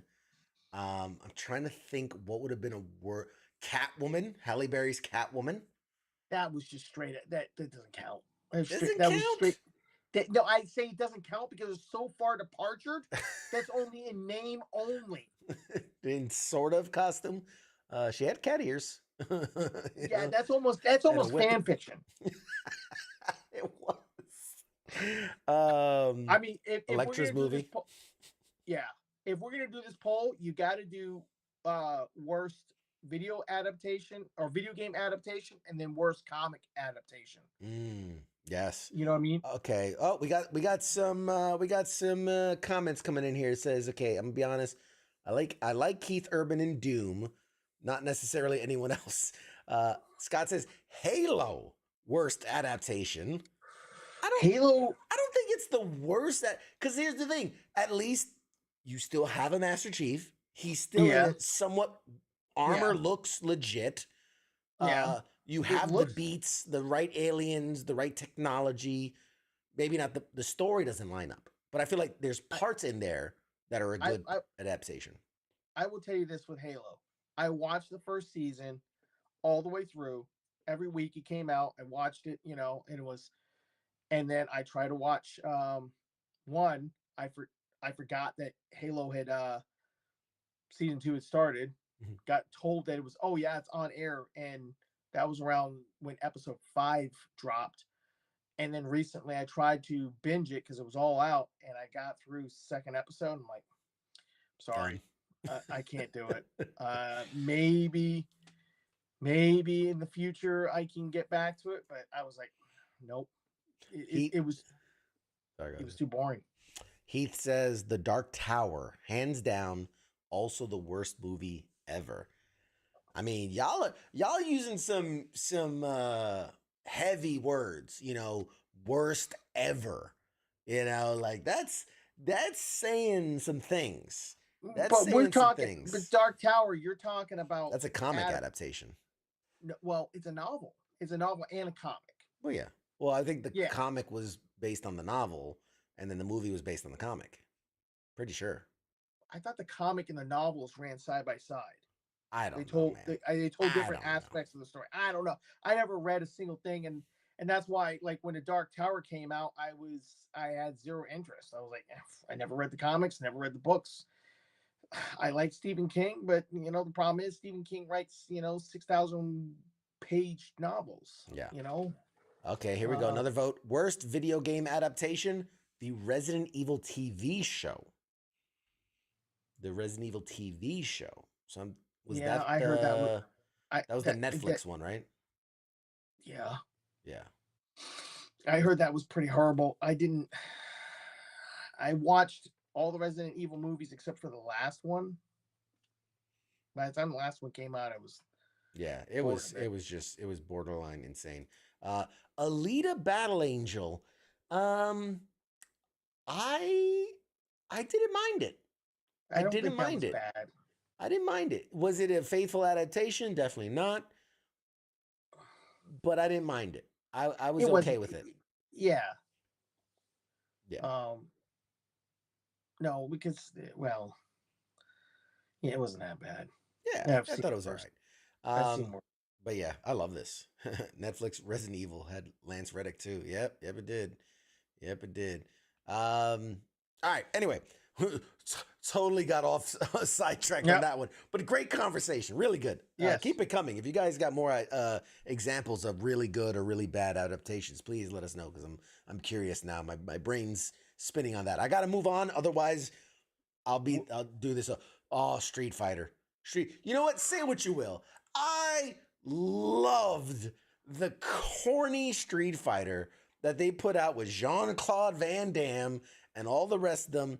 It was meant to be campy, right? Yeah. But as an adaptation to the source material, no, it was not a good adaptation. But I enjoyed the hell out of that movie. I know it was terrible. But those early games, I mean, they had a storyline, but it was a loose storyline. Yeah. If anything, at best. Yeah. Yeah. It's the same thing with you mentioned Van Damme's Street Fighter. My mind immediately goes to Double Dragon. Mortal Kombat. First of all, Mortal Kombat. I loved Mortal Kombat. Now, Mortal Kombat Annihilation, that was a piece of hot garbage trash. The first one, yes, the first one was great. Yes. Mortal Kombat. The soundtrack alone. Mortal Kombat. That was what was up, man. Loved it. I used to have a button for that. I gotta remember what I did with that button. Which also brings me to Spawn. We're talking 90s movies, adaptation wise. Loved Spawn. I was a huge Spawn fan. So here's the thing. That one was deeply involved Todd McFarlane. So you can't say anything about it as far as departing the source material, because the Todd father was involved. 2, when you talk about Spawn the movie, you've got to talk about Spawn the animated series. Did you ever watch that? Oh yeah. Oh yeah. Oh yeah. And like, you know, and what has it been? Like 10 years or so? McFarlane's been trying to get the Another next Spawn off movie. the ground. Yeah. Yeah, I don't know. Keeps At this promising point, it. Here's the thing. I don't think it's for a lack of trying. I think Todd's gonna he's gonna get that out eventually. Now the problem's gonna be, has everybody that was Spawn fans that bought Spawn 1 in what 90 Yeah, that's late 90s. I thought it was late has 90s. aged out. Probably that's gonna be that's gonna be his own. No. Yeah, No. I mean I will go. I went and saw Spawn in the theater and was like, hey, I was rocking that soundtrack too. Oh my god, that soundtrack. Dude, that was the best thing about those movies. The soundtracks were just legit, man. What happened to just really good soundtracks? They just don't have them anymore. Just don't have them anymore. Good movie soundtracks. If I had to give you like my top 3, The Crow is on number 1. Well, for sure. Yeah. That I'm sorry. That's right there. If we're gonna limit it to the 90s, then I'm gonna say like probably Mortal Kombat's number 2, and then Spawn's number 3. No, wait, my number 2 is Batman and Robin. Oh my god. Charles says the soundtrack to Ghost Ship. I gotta remember. Oh, Queen of the Damned. That had a good one too. Damn. Yeah. Y'all taking me now. I'm gonna like whip out my boombox and start busting out some movie tunes. That was my thing for a while. Like I collected soundtracks. Yeah. And I would rock out on movie soundtracks. Yeah. Oh hell yeah.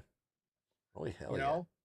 Yeah, and now you know, like you get like Transformers, and they just basically put Linkin Park songs in the movie, and it's like that's the soundtrack.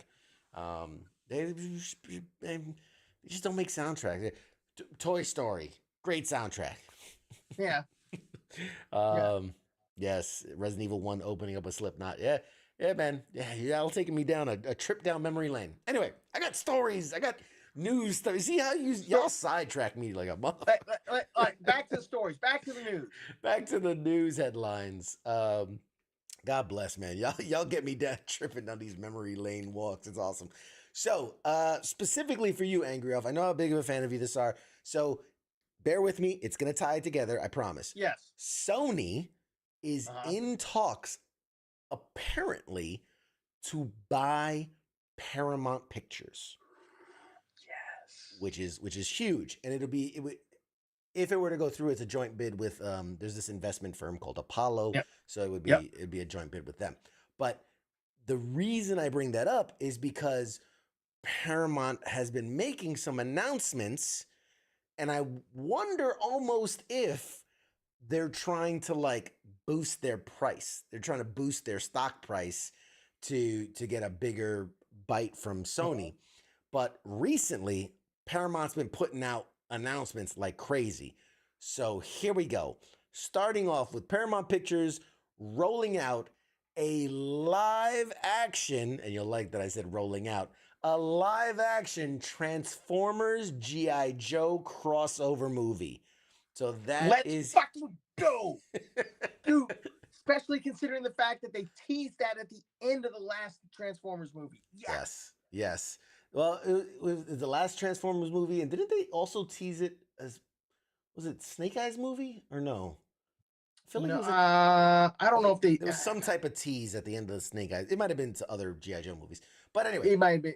But they definitely teased at the end of Rise of the Beasts. Yes, so G.I. Joe crossover with Transformers. There was during the CinemaCon in Las Vegas the other week. Paramount Pictures president and CEO Brian Robbins also announced that Lorenzo Di Bonaventura, the prolific producer behind the studio's toy-based blockbuster Transformers franchise and the G.I. Joe films, has extended his deal beyond the upcoming animated movie, Transformers 1, which trailer's out there. I should have grabbed the trailer for that one. I have thoughts. We'll touch on that in a second. We'll touch on that in a second. The as of yet untitled Transformers / G.I. Joe movie is a sequel to last summer's Transformers Rise of the Beast, which ended with the secret government organization recruiting Noah Diaz and his alien Autobot allies into the G.I. Joe organization. That's story one. So thoughts on that, and also I'd love to get your thoughts as a big Hasbro 80s cartoon fan you are. What are your thoughts on the Transformers 1 trailer that was released? I think to talk about Transformers 1 to begin, I think it's I like it, and I like it because it's not too serious. It's animated, and it's kind of kiddie in the sense that if Transformers is going to survive into the next generation, they need to start pulling in the younger fans. And so when that trailer dropped, I showed it to my daughter, and she got excited and was like, I want to go see that. And now she knows Transformers. She knows who mostly the major characters are. So she knows what's up, but she was like, I want to go see it. I've heard people kind of complain that Peter Cullen is not playing Optimus Prime. Right. We didn't see, except for one flash, we didn't see Optimus Prime in that movie. We see Orion Pax. And if you know your Transformers history, Orion Pax is the pre-Optimus Prime character before he turns into the Great Leader. Same thing with the Megatron. What they call him, the D16 character that eventually evolves into Megatron. And yes, they were friends, they were buddies, whatever you want to call it, before the whole divide and the Autobots and Decepticons had the war and so on and so forth. I think it looks cool. What are your thoughts? What are your thoughts on just the voice cast first, and then also this idea of not necessarily retconning, but actually showing us the origins that have only ever been kind of talked about loosely? With the voice cast, as much as everybody loves Peter Cullen as Optimus Prime, it's the same thing with like James Earl Jones as Darth Vader. Unfortunately, these voice actors who were Charles Merlitt as Mario. Yeah, exactly. These voice actors were prolific in the 80s, right? And now they're in their 80s, in their 80s, 90s. Eventually, we're going to lose these voice actors, and someone's got to step up and take their place. Now, Peter Cullen hasn't always voiced Optimus Prime. There have been other voice actors, but I get it. It's the same thing with Mario. So Thor is going to freaking voice Orion Pax. Everybody said when the Mario trailer, or it was announced that Chris Evans was playing Mario. Not Chris Evans. Chris Pratt. Chris Pratt. Thank you. All the Chris's. Anyways, Chris Pratt was playing Mario, but he didn't do that bad of a job. He didn't. He did. It wasn't, hey, it's me, Mario, but at least they did homage to it. Yes. I'll be honest, though. I was okay with that. But when they released the Garfield trailer, and it's just Chris Pratt's voice as Garfield, I was like, come on, man. Put a little effort in. Just a little. I mean, at least with Chris Hemsworth playing, they've auto-tuned it a bit. They took out the Australian accent. The one that's as guilty as what you just described with Chris Pratt is ScarJo. There is no ScarJo is Elita 1. There is no that's the same also, voice. Keegan-Michael Key as Bumblebee, or precursor Bumblebee. I mean, again, it's just his voice. Now, I do think they put kind of like a little robotic auto-tune to it, just a tinge of it. You can't go too heavy because then you're not understandable. But yeah, again, I feel like especially with Keegan-Michael Key. The guy is great at manipulating his voice and Yeah. doing voices and characters. So I just like, I don't know. It kind of comes off like he wanted a toy with his voice in it. Like, Yeah. Well, it just went. Here's the other thing. We're looking at trailer number 1, and give it September. We'll come back and we'll have a conversation about this movie. Fair. Fair. To your second question, telling the origin stories is something that's all the rage. Yeah, I mean, look at it. We can go back 15 plus years. I mean, what's the worst X-Men movie? Wolverine Origins. Yeah. You know, and that was always something about that character was you didn't know his backstory, but about 10 years prior to that, they did it in comics. And this has already been They established. did it well. Oh yeah. They did the comics well, and they executed the movie poorly. Poorly is putting it nicely. Yeah. But they've told this story in comics more than once. Hmm. So it's. I hold that. Sorry, just as a side Yeah. tangent, I hold that X-Men Wolverine Origins wasn't even the worst X-Men film. Personally, Last Stand could not. I hate that movie for so many reasons. So many reasons. But X-Men Last Stand, I just don't get me wrong. Wolverine Origins, really low, really bottom tier. But Last Stand was just trash, in my opinion. Absolute trash of an X-Men film. So Yeah, they're both contenders. Yeah, they're both contenders. Well, yeah, never mind. We ain't gonna go down that rabbit hole. 'Cause that's we'll all. be here. Moving on to Anyway. the other part of the story I wanted Yes. to tell you was it was also announced, and this is why I tied Sony and Paramount together and talked a little Sony, little Paramount.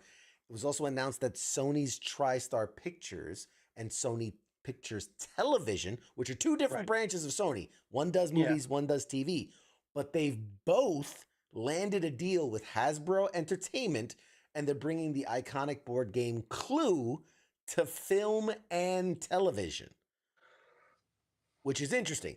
So this deal is part of Hasbro Entertainment's overall ongoing strategy to bring some of their most iconic brands to live action. So, and before we discuss, Clue isn't the only board game that Hasbro is looking to bring to screen. Another iconic board game, Monopoly, is set to get its live action treatment. Margot Robbie, I guess after dealing with Barbie, she was like, fuck it, let's just keep going. So Margot Robbie and Lionsgate are developing a film based on Monopoly as well. So thoughts. We'll see about Monopoly. I'm gonna leave that one alone. The Clue. I will say this with Clue. Clue is one of my favorite games. My daughter and I love playing Clue. One of my favorite movies. I was getting there. That is one of my favorite movies. And I like, one of the reasons it's one of my favorite movies is it had a pretty good cast. I mean, Christopher Lloyd, Tim Curry. Tim Curry, thank you. Tim Curry was in it. A couple others, I can't remember their names. But the phenomenal part about how they did that movie was how it ended. It had 3 endings, and when it got released in theaters, depending on where you went to see the movie, you may or may not have gotten a different ending. And I never knew that because the first time I watched that movie was on TV, and they aired all 3 endings. Yeah. Endings, but it was so good because it kind of played out like how you sitting down for an afternoon playing the game, how it would come out. I know Hasbro has tried a Clue TV show in the past. A couple years back, they did a young teens version or something. I think they called it Cluedo, which outside the United States is the name for Clue, is Cluedo. But sure, let's do it again. They've expanded the Clue universe. There is and I've only seen it on the PlayStation's version of the game, but there's a second board or a second environment to play the game in. Same rules apply, but it's called Adler Island or Black Adler. But it's another resort. The story kind of ties in, and it introduces 2 additional characters, and you can play it. I like it. Clue, let's do it. Yeah, let's do it. I'm curious to see if they're going to do separate properties, right? Like the movie is one thing and the TV is something else. Or are they going to try that crossover? They're going to try the Marvel thing where like it's one universe and the movie's this and the TV series is that. I don't know. We don't have more on it just yet. My advice, and I know they won't listen to me, but if it was my advice, they're watching. Go ahead. Do separate universes. Right. I think the biggest problem that Marvel is having, and I'll say this and we'll move on, is the idea of homework. If you're a casual Marvel fan and you don't have Disney Plus, or you don't sit there and watch it religiously like some of us do, there's some movies out there that you're kind of going to be lost, like Deadpool and Wolverine. Unless they do a really good job in the first opening moments of that movie to explain the TVA,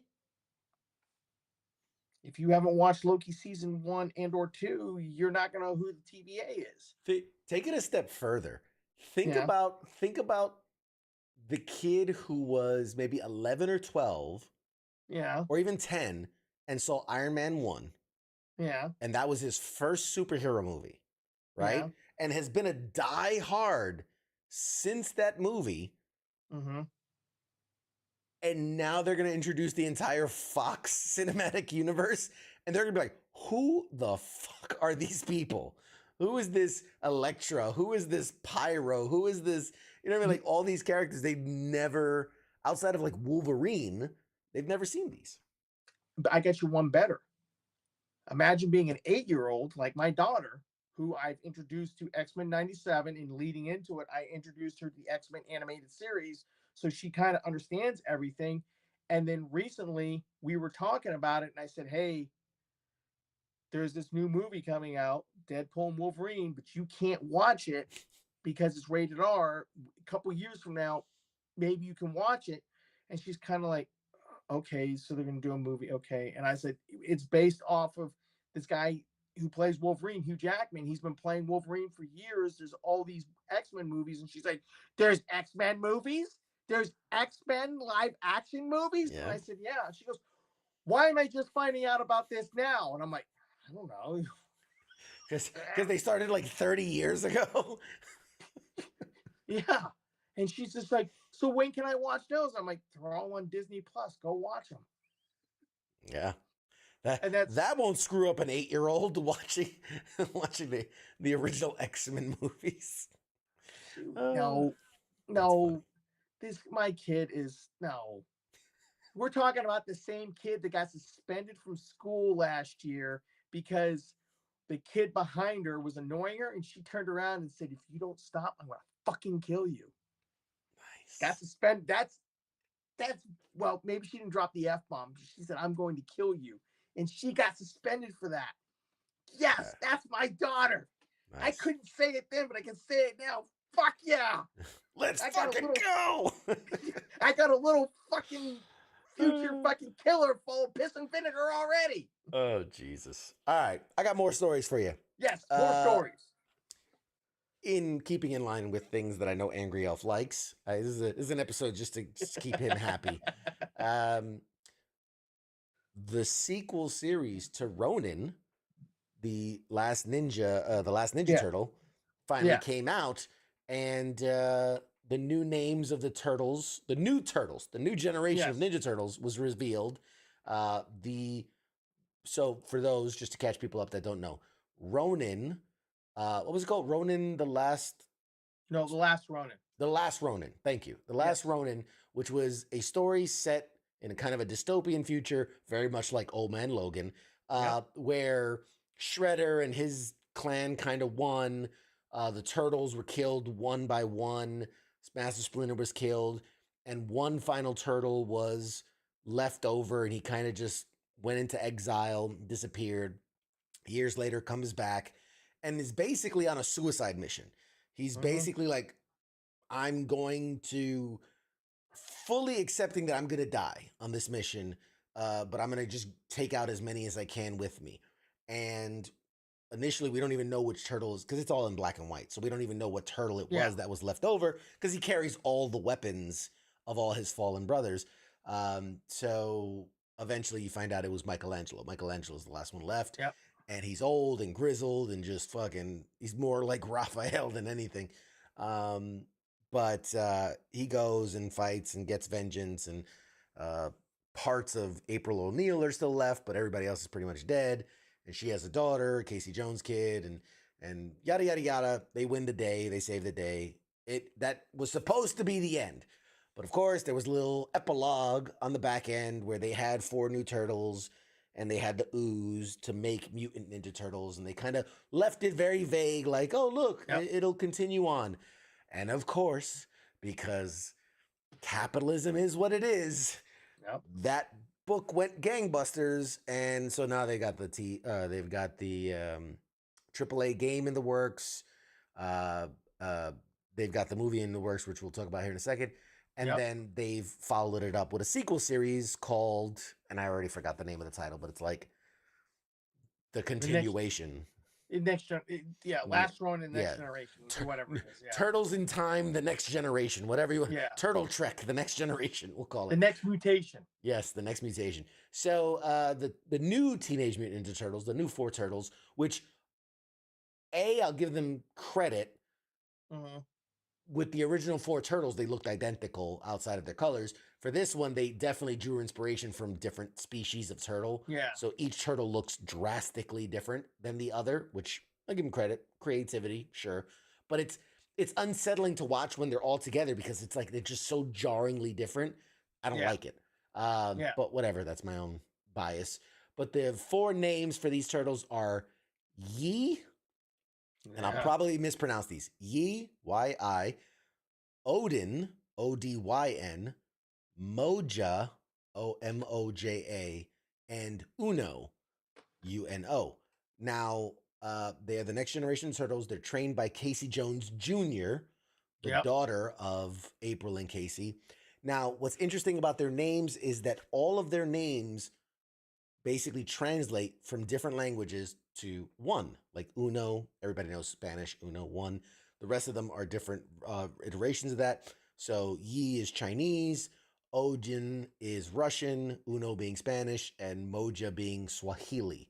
So I was just curious, you as a longtime Turtle fan, what is your feelings? Have you seen the depictions?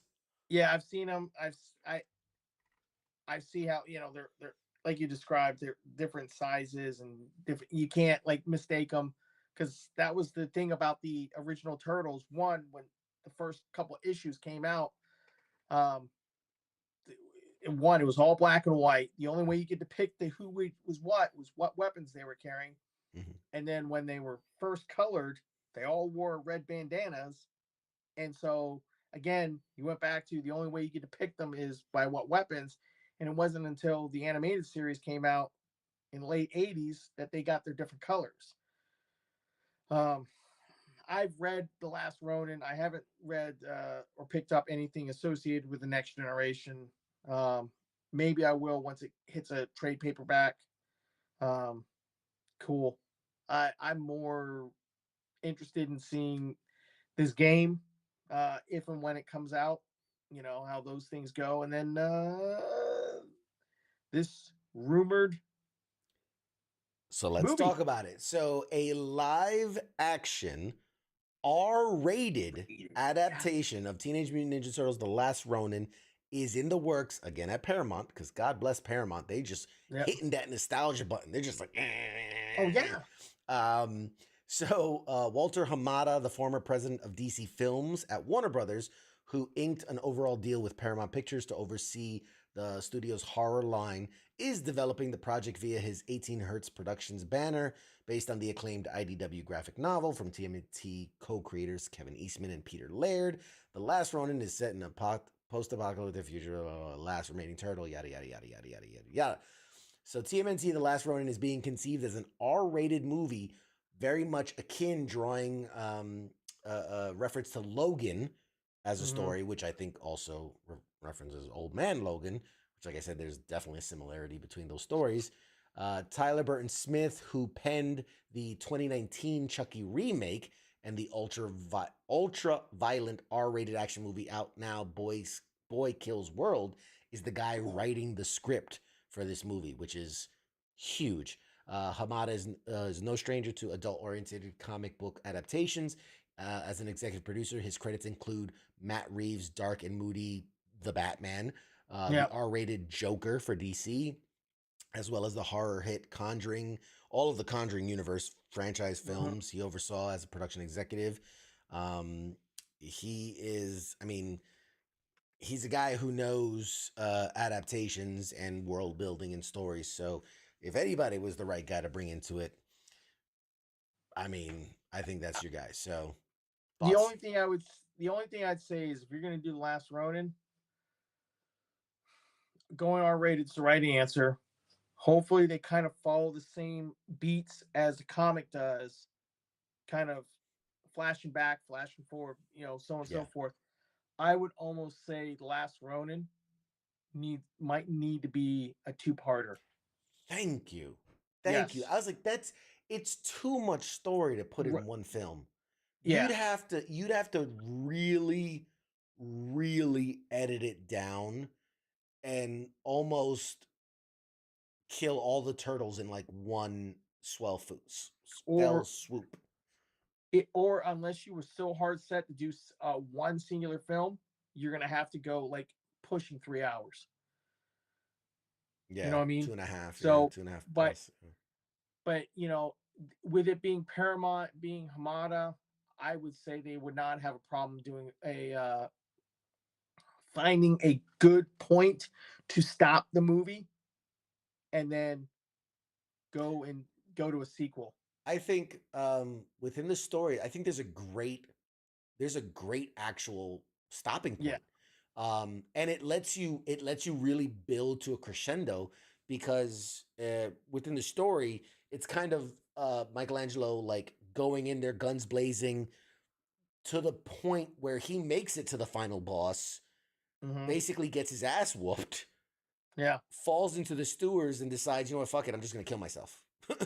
He's like, I'm on death's door anyway. He's just gonna go out, and I feel like that would be a really cool stopping point, because then the next half is him kind of finally accepting help, because the first half is him just like, I'm gonna do it on my own. I'm gonna do it on my own. Do it on, and so him finally accepting help, building his way back up, and then like all the major fighting and going to the end. And they have to. They can't do this whole the other three turtles die, one single battle, because that's not how it goes. And they were part of the reason that they fall is they were separated. And so and those their deaths are not going R-rated, because like for instance Raph's death, I think Raph out of all of them gets it the worst. See that's tough. I feel like he goes out like a boss, because he throws himself into just an absolute brouhaha, whereas like Donatello just gets blown up, and there's nothing to it. Was it Donatello? Donatello got blown. Leonardo's with Splinter in the end. But I think almost because of how kind of quick and off screen the last two happen, I say go heavy on Raphael's death in like part one, and then you can touch on briefly Leo and Donatello's deaths in the second part. Now here's the big question.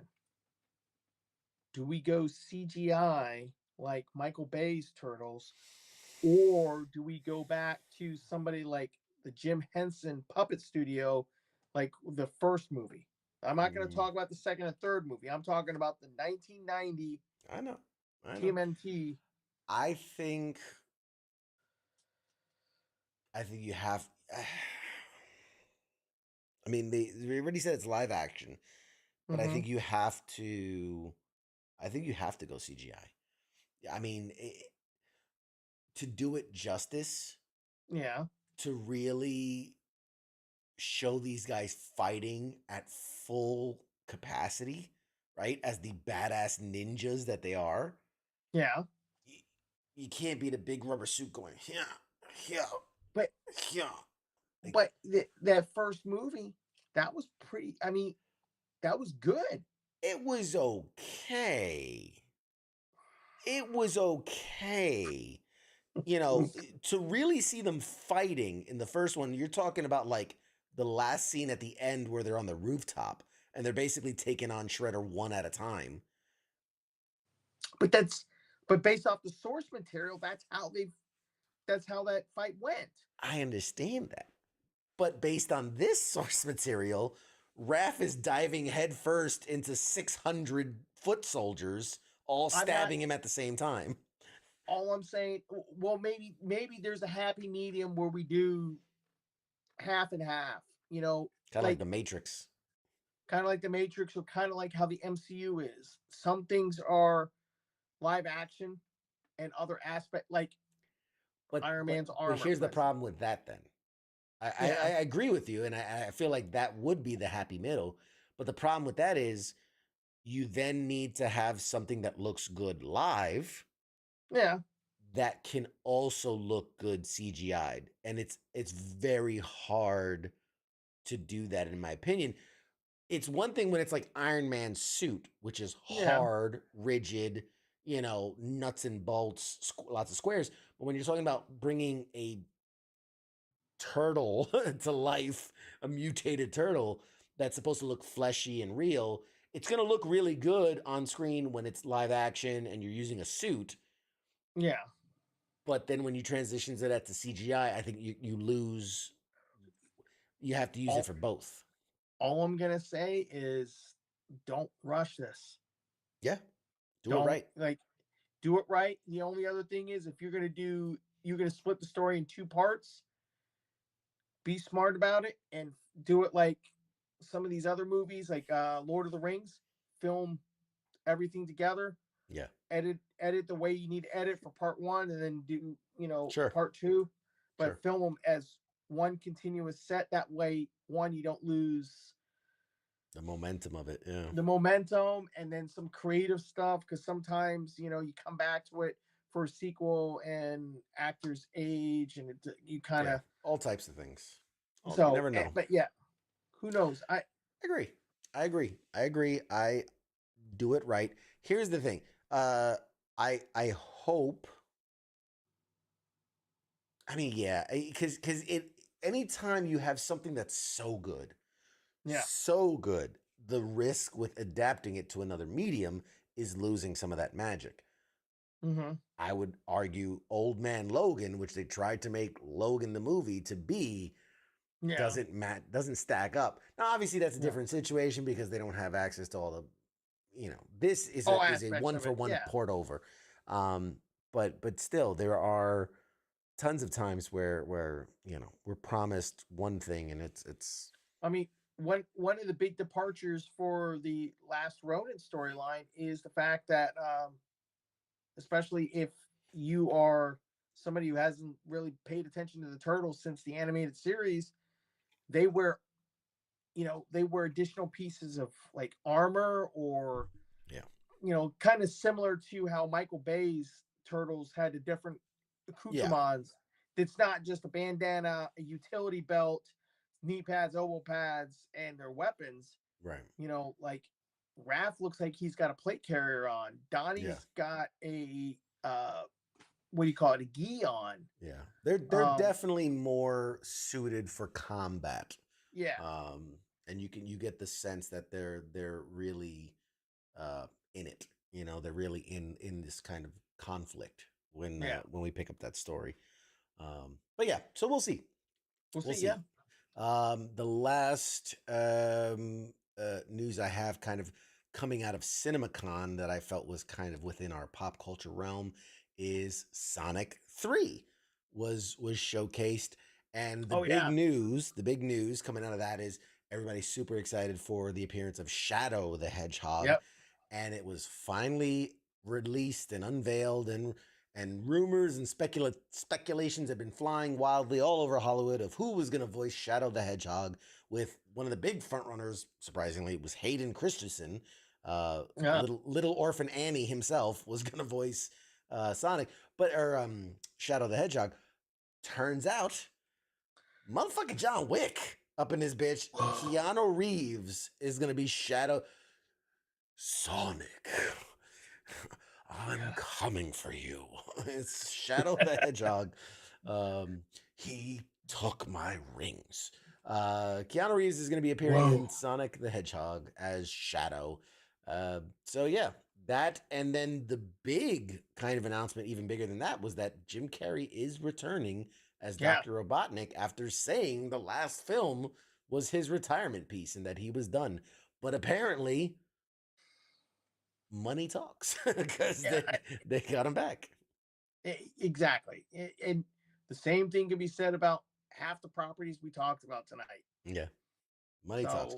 What I am happy about, though, is that over the course of these 3 films, we've gotten closer to seeing Robotnik as we believe him to be in the series. And apparently, Mr. Jim Carrey is going to be a little more rotund for this appearance, in that he's moving closer and closer to his video game counterpart, right? Because he started out as a normal looking dude, and by the second one he was kind of bald with the frills, still thin though, and in this one apparently he's gonna round out a bit. So that's fine.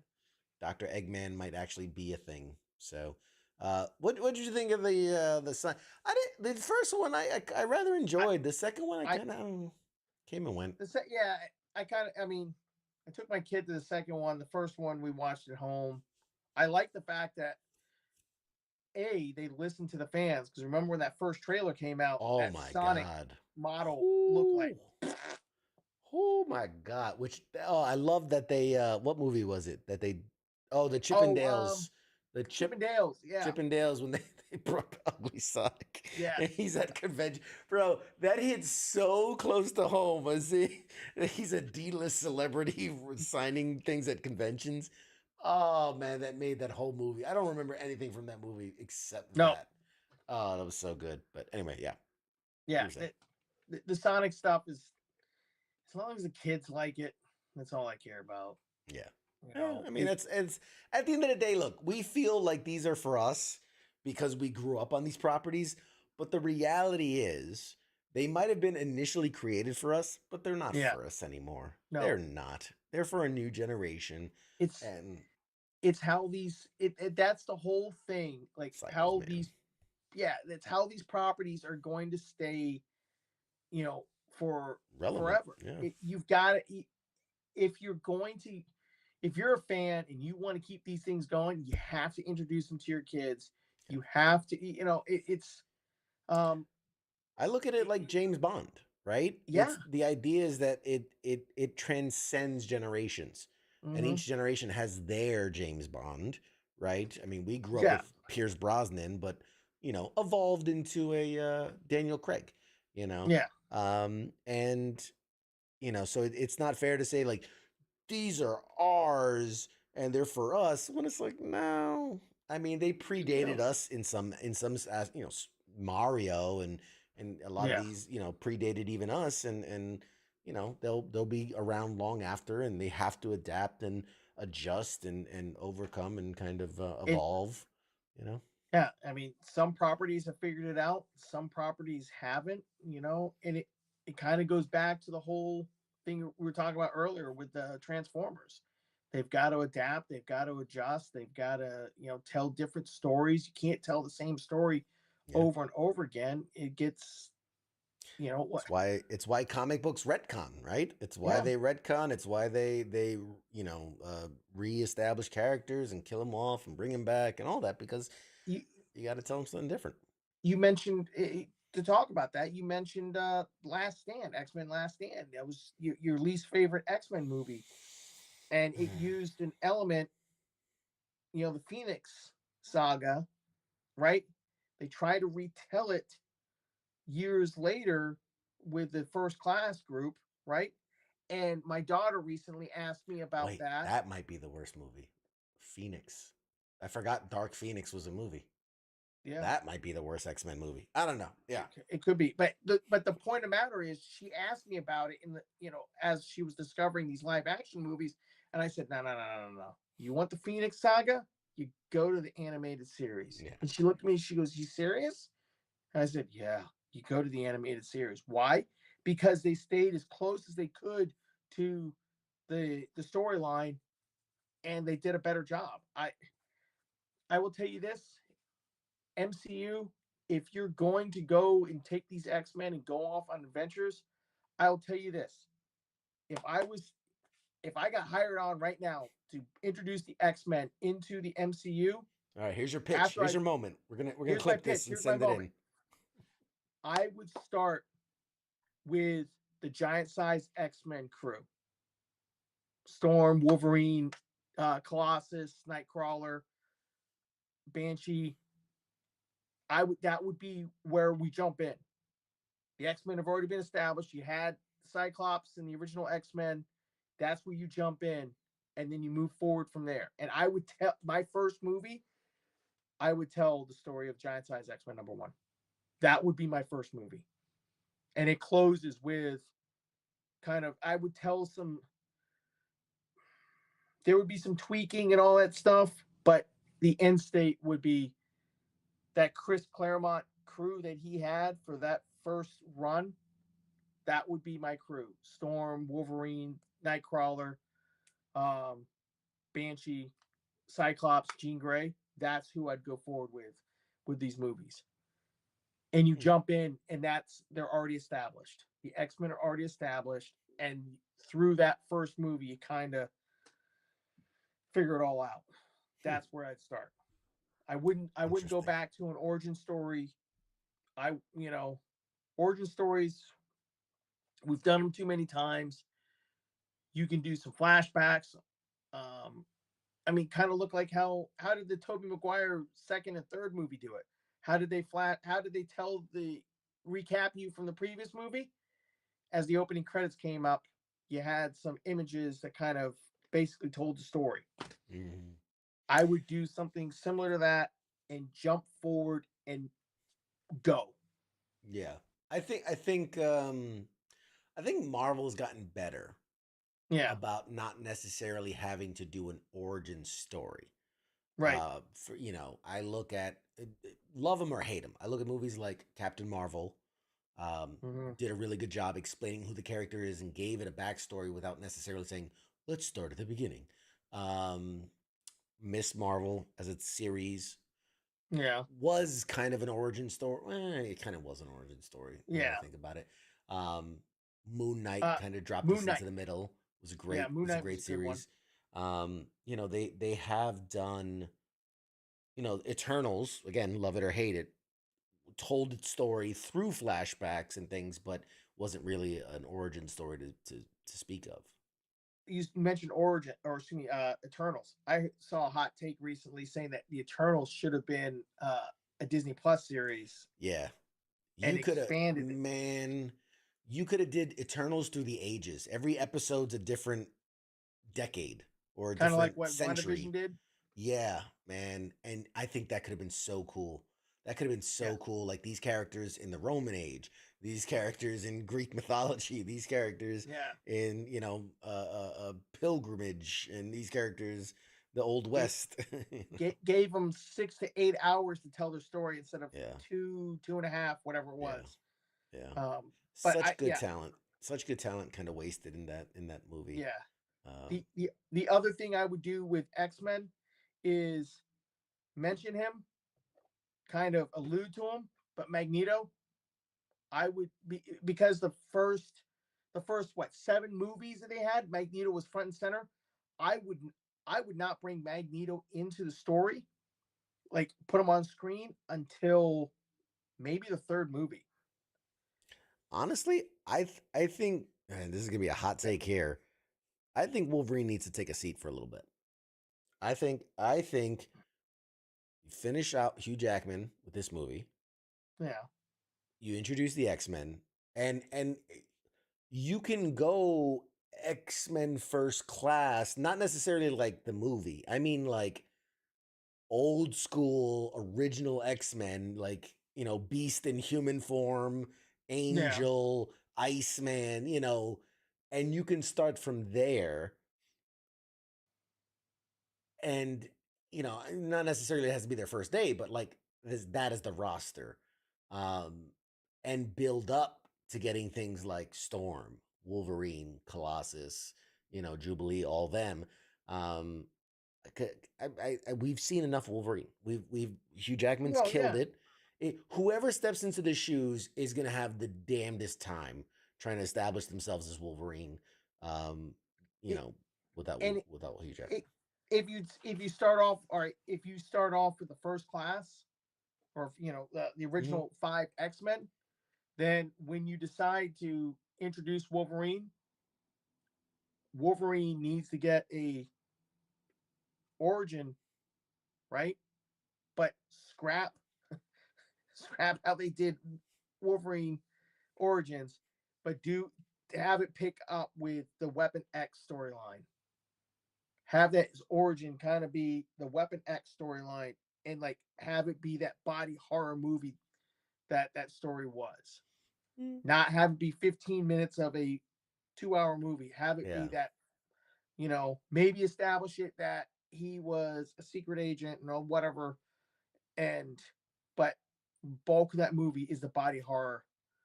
You know, he gets the adamantium put in, it really messes him up. He has all that cybernetic stuff hanging off of him. You know, his battle with that bear where they're trying to control him, and he ends up breaking out. Believe it or not, what I would love is kind of, because again, you know, the Weapon X thing has been kind of done. True. I'd like introduce him the way he was introduced in the comics, where, you know, the X-Men are called in because there's a rampaging Hulk on the loose. You know what I mean? Yeah. And you flashed the Hulk, and you see something moving in the shadows of the woods, and then fucking just Wolverine comes out of nowhere, and they go at it, and who knows, maybe he, like in the comic, he like rips him in half, and you know what I mean, and like in the, you know, whatever it is, the X-Men are like, oh my god, he's still alive, and because they don't know who he is.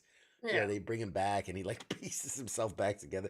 Like, I just think that'd be a really cool introduction, the way it was done. Just, and again, you don't have to explain everything. You don't have to handhold people. Just you know, just have him come in, and he's this guy, and he's just angry all the time, and you know, he's an outcast and all this and all that, and like, but that could be introduced 2nd movie, 3rd movie, whatever.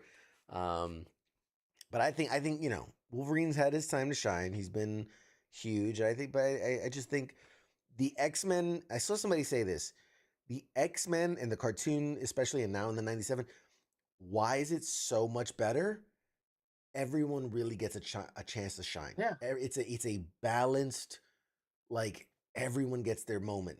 And you look at all the X-Men movies, and maybe rightfully so, Wolverine was Wolverine featuring the X-Men.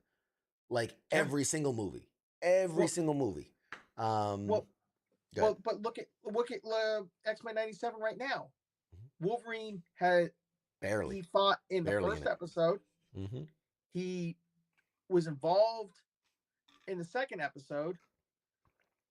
3rd and 4th episode, he kind of makes some appearances. Yeah. I don't think he was in the 5th episode, and he definitely wasn't in the 6th episode. Now, I'm assuming that he's going to be kind of involved in the 3-part season finale, because there's probably going to be a lot of fighting and all that stuff.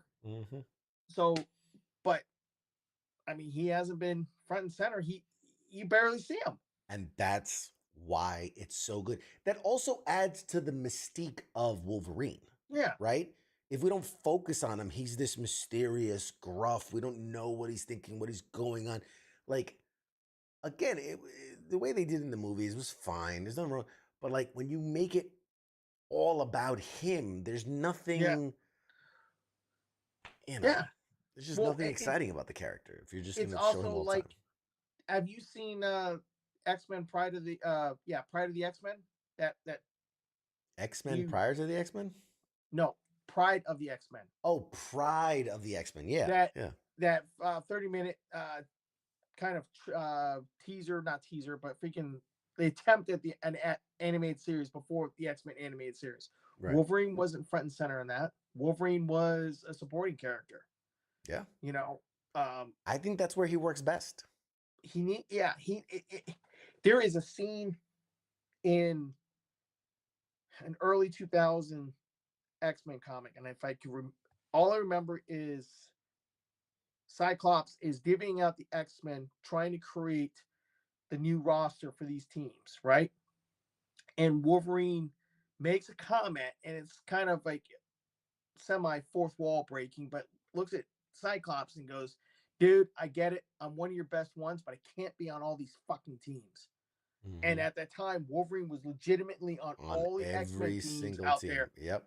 And it's like, you know, and the thing And a part of every team up. He was half of every team up. And plus, he was in the Avengers. He had his own comic. Yeah. It was you couldn't hit the freaking the newsstand any week out of the month and not have a Wolverine appearance. It's too much. It's too much. You know, he's Yeah. all over the place. But anyway, Anyways. we'll see. We'll see how that goes. And now Deadpool's sitting there looking at me, judging me. He's like, Don't judge what? me. What did you say?